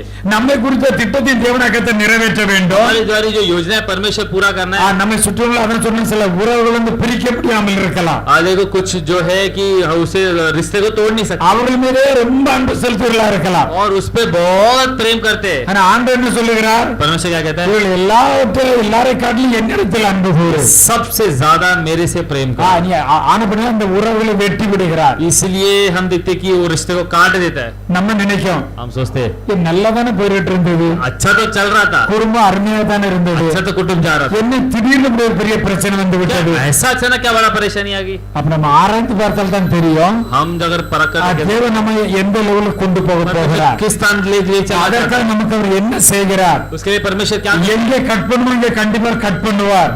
जिसे कहा जहाँ काटना वहाँ पर काट देगा। அப்படி உள்ள சிலரை நம்மகிட்ட அவர் அகற்றி விடுவார். जो हमसे हटा देगा। நீ அவர் மேல் அன்பு காட்டி என் மீது அன்பு செலுத்து. तो उन पर प्रेम मत कर, मेरे से प्रेम कर। நான் உன்னை ரட்சித்திருக்கிறேன், तुझे उद्धार किया, நான் உன்னை ஒரு டாப் லெவல்ல கொண்டு போக बड़े போகிறேன். स्थान ले चलूंगा। அதற்கு அவர் நம்மை ஆயத்தப்படுத்துகிறார். लिए तैयार करता है। நம்முடைய வாழ்க்கையில தேவனால் நிர்ணயிக்கப்பட்ட ஆசீர்வாதத்தை हमारी जिंदगी पर जो परमेश्वर ने जो निर्णय किया वो आशीष நாம் பெற்றுக்கொள்ள சில கடினமான பாதையில் கடந்து செல்ல வேண்டியது அவசியம் என்று ஆண்டவருக்கு தெரியும். कठिन के रास्ते पर चलना है परमेश्वर जानता है। அப்படி கடந்து செல்கின்ற பொழுதுதான் चलते நமக்கு சில ஆவிக்குரிய வரங்கள் கொடுக்கப்படுகிறது. आत्मिक वरदान दिया जाता है। அதில் தான் நம்ம தேவனால் உருவாக்கப்படுகிறோம். परमेश्वर के अंदर हम बढ़ते हैं। பல பிரச்சனை மத்தியில் போகும்போது ஆண்டவனை உருவாக்கி கொண்டு செல்கிறார். बहुत सारी परेशानी के बीच में आकर परमेश्वर हमें बड़ा தேவனுடைய திட்டத்தை நம்முடைய வாழ்க்கையிலே நிறைவேற்ற அவர் நம்மை சோதிக்கிறார். परमेश्वर की योजना हमारे जिंदगी पर पूरा होने के लिए परमेश्वर விசுவாசத்தில் கடந்து வந்த நாம் विश्वास में आए हुए हम இவைகளை நம்ம கிரியையிலே காண்பிக்க வேண்டும் என்று ஆண்டவர் விரும்புகிறார். हमारी क्रिया पर दिखाना है। அடுத்தது தேவனின் எதிர்பார்ப்பு என்று எழுதப்பட்டுள்ளது. और जो है परमेश्वर की खुद ताकत देखना அவர் நீதிமான்களை சோதிக்கிறார். और धर्मियों को जो है कि சோதித்து அதில் அவன் வெற்றி பெற வேண்டும் என்று ஆண்டவர் விரும்புகிறார். परख कर देखकर उसमें जीत पाना है। சங்கீதம் 11:5 மறுபடியும் வாசிக்கலாம். भजन संहिता 11:5 को पढ़े।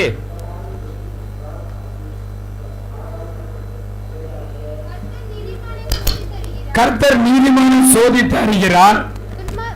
துன்மார்க்கனையும் கொடுமையில் பிரியமுள்ளவனையும் அவருடைய உள்ளம் வெறுக்கிறது. துன்மார்க்கனையும் கொடுமையில் பிரியமுள்ள உள்ளம் இருக்கிறார். परमेश्वर यहोवा धर्मी को परखता है, परंतु वह उनसे जो दुष्ट और उपद्रव से प्रीति रखते हैं उन पर उसकी आत्मा घृणा करता है. நீதிமான் என்று சொல்லப்பட்டுள்ளது. धर्मी कर कहा गया है. நீதிமான் கர்த்தருக்கு பயந்து இப்ப நம்ம பார்த்த அந்த 5 பாயிண்ட்லயும் கரெக்டா இருக்காங்க நீதிமான்கள். ये धर्मी मतलब हम देखिए 5 चीज होगा तो वो धर्मी. நம்ம ரட்சித்து விட்டார், उद्धार किया, நாம் கரெக்டாக தேவனிடத்தில் அன்பில் இருக்கிறோம், सही प्रेम पर है परमेश्वर, நாம் கரெக்டாக நாம் சரியாக தேவனிடத்தில் நாம் வந்து பயபக்தி உள்ளவர்களாக இருக்கிறோம், भय भक्ति के साथ रहते, நம்முடைய இருதயம் தேவனுக்கு பிரியமாக இருக்கிறது, परमेश्वर से प्रिय அவர் रखता है, திட்டத்துக்கு நேராக நாம் நடந்து கொண்டிருக்கிறோம், योजना के अनुसार चलते, இதெல்லாம் தேவனை கர்த்தர் எதிர்பார்க்கிறார். परमेश्वर चाहता है. இதை யார் செய்கிறார்கள் நீதிமன்றங்களை காணப்படுகிறார்கள். जो करते हैं वो धर्मी है, அப்படி செய்யாதவர்கள் जो नहीं करते அவர்கள் துன்மார்க்க லிஸ்ட்ல போய் விடுகிறார்கள். दुष्ट के जो है लिस्ट में आते हैं, அவர்கள் துன்மார்க்க லிஸ்ட்ல போகிறபடியினாலே वो जो दुष्ट के जो लिस्ट में आते हैं, தேவனுடைய ஆசீர்வாதத்தை பெற்றுக்கொள்ள முடியாது என்று परमेश्वर के आशीष नहीं पाते करके शास्त्र कहते हैं. அவன் தேவனுடைய பிள்ளைகளாய் காணப்படுகிறார். परमेश्वर के लोग हम, நமக்கு தேவன் வைத்திருக்கிற சோதனையில் நாம் வெற்றி பெற வேண்டும் என்று ஆண்டவர் விரும்புகிறார். हमारे लिए जो परीक्षा रखा है उसमें जीतना है.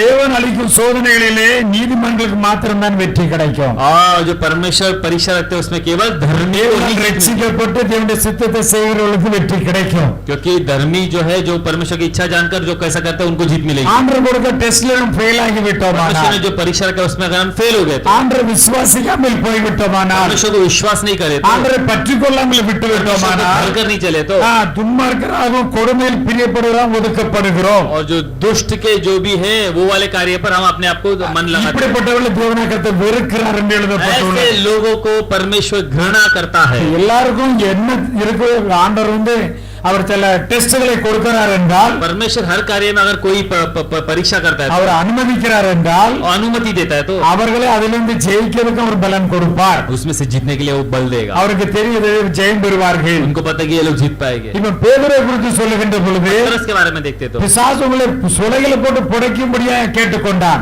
और शैतान तो तुम्हें हम देते कि तुम्हें परीक्षा करने के लिए तो मेरे से उसने मांगा, ஆனால் நான் உனக்கு பெர்மிஷன் கொடுக்கவில்லை. मैंने उसे कोई परमिशन नहीं दिया. விசுவாசம் ஒளிந்து போகாதபடிக்கு, तुम्हारा जो विश्वास खत्म ना हो जाए, உனக்காக நான் வந்து அவனுக்கு பெர்மிஷன் கொடுக்கவில்லை. तुम्हारे लिए मैंने उसको अनुमति नहीं இதுல நமக்கு दी. என்ன தெரிகிறது? क्या पता चलता है? நம்முடைய திறமைக்கு மிஞ்சின சோதனை நமக்கு வரவே வராது. हमारी जो कैपेबिलिटी से ज्यादा कोई परीक्षा नहीं आएगी, ஆனா நமக்கு பலவிதமான சோதனைகள் டெஸ்ட்கள் இருக்கும். परंतु बहुत सारी परीक्षा तो है, அது கண்டிப்பாக இருக்க வேண்டும். निश्चय होना है. அது இருந்தால் மாத்திரமே தேவனுடைய பிள்ளைகளை நாம் ஜொலிக்க முடியும். निश्चय होगा तो ये परमेश्वर के पुत्र के संतान के समान हम जो है प्रकाश में हो सकते हैं. ஒரு கல்லை செதுக்கி செதுக்கி எப்படி ஒரு சிலையை உண்டாக்குகிறார்களோ, पत्थरवा को घिस कर उसे एक मूर्ति बनाते அது हैं. உளியினால் சுத்தினால் அடிக்க அடிக்க அதுக்கு வேதனை தான் உண்டாகும். हथौड़ा से मार कर और खिल्ली से मार कर उसे उसको तो वेदना அந்த होती है. வேலை முடிக்கின்ற பொழுது ஒரு அருமையான ஒரு சிலையாக அது வருகிறது. काम खत्म होने के बाद एक अच्छी एक मूर्ति बनती है. அப்படியே நம்முடைய வாழ்க்கையில பலவிதமான கஷ்டங்கள் நெருக்கங்கள் பிரச்சனைகள் வரலாம். बहुत सारे कष्ट नष्ट और जो है कि परेशानी आती இதில் है. தேவன் நம்மோடு கூட இருக்கிறார். परमेश्वर हमारे साथ है, அவர் நம்மை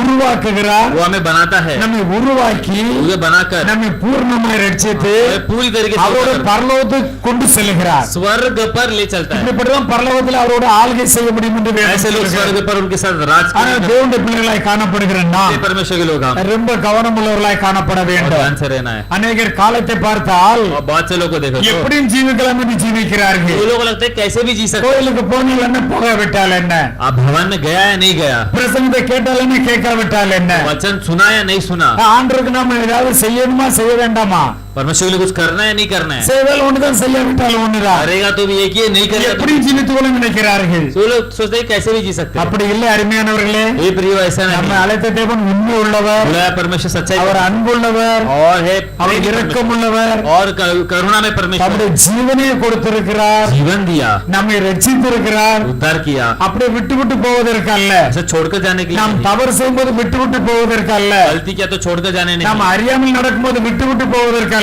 जब कोई गलती से चले तो ऐसे छोड़कर जाने தேவனுக்கு பிரியமில்லாத கிரியைகளை நடப்பிக்கும் போது விட்டு விட்டு போவதற்கு அல்ல. परमेश्वर की नाप ये करेंगे तो छोड़कर जाना नहीं. எல்லாவற்றிலும் நம்மை அவர் வந்து தண்டித்து சீர்திருத்தி ஸ்திரப்படுத்தி பலப்படுத்தி அவரோட கொண்டு போவதற்கு தான் வைத்திருக்கிறார். सभी कार्य को हमें सही कर बल देकर हमें स्थिर कर लेकर चलेगा. ஹalleluya. हालेलुया.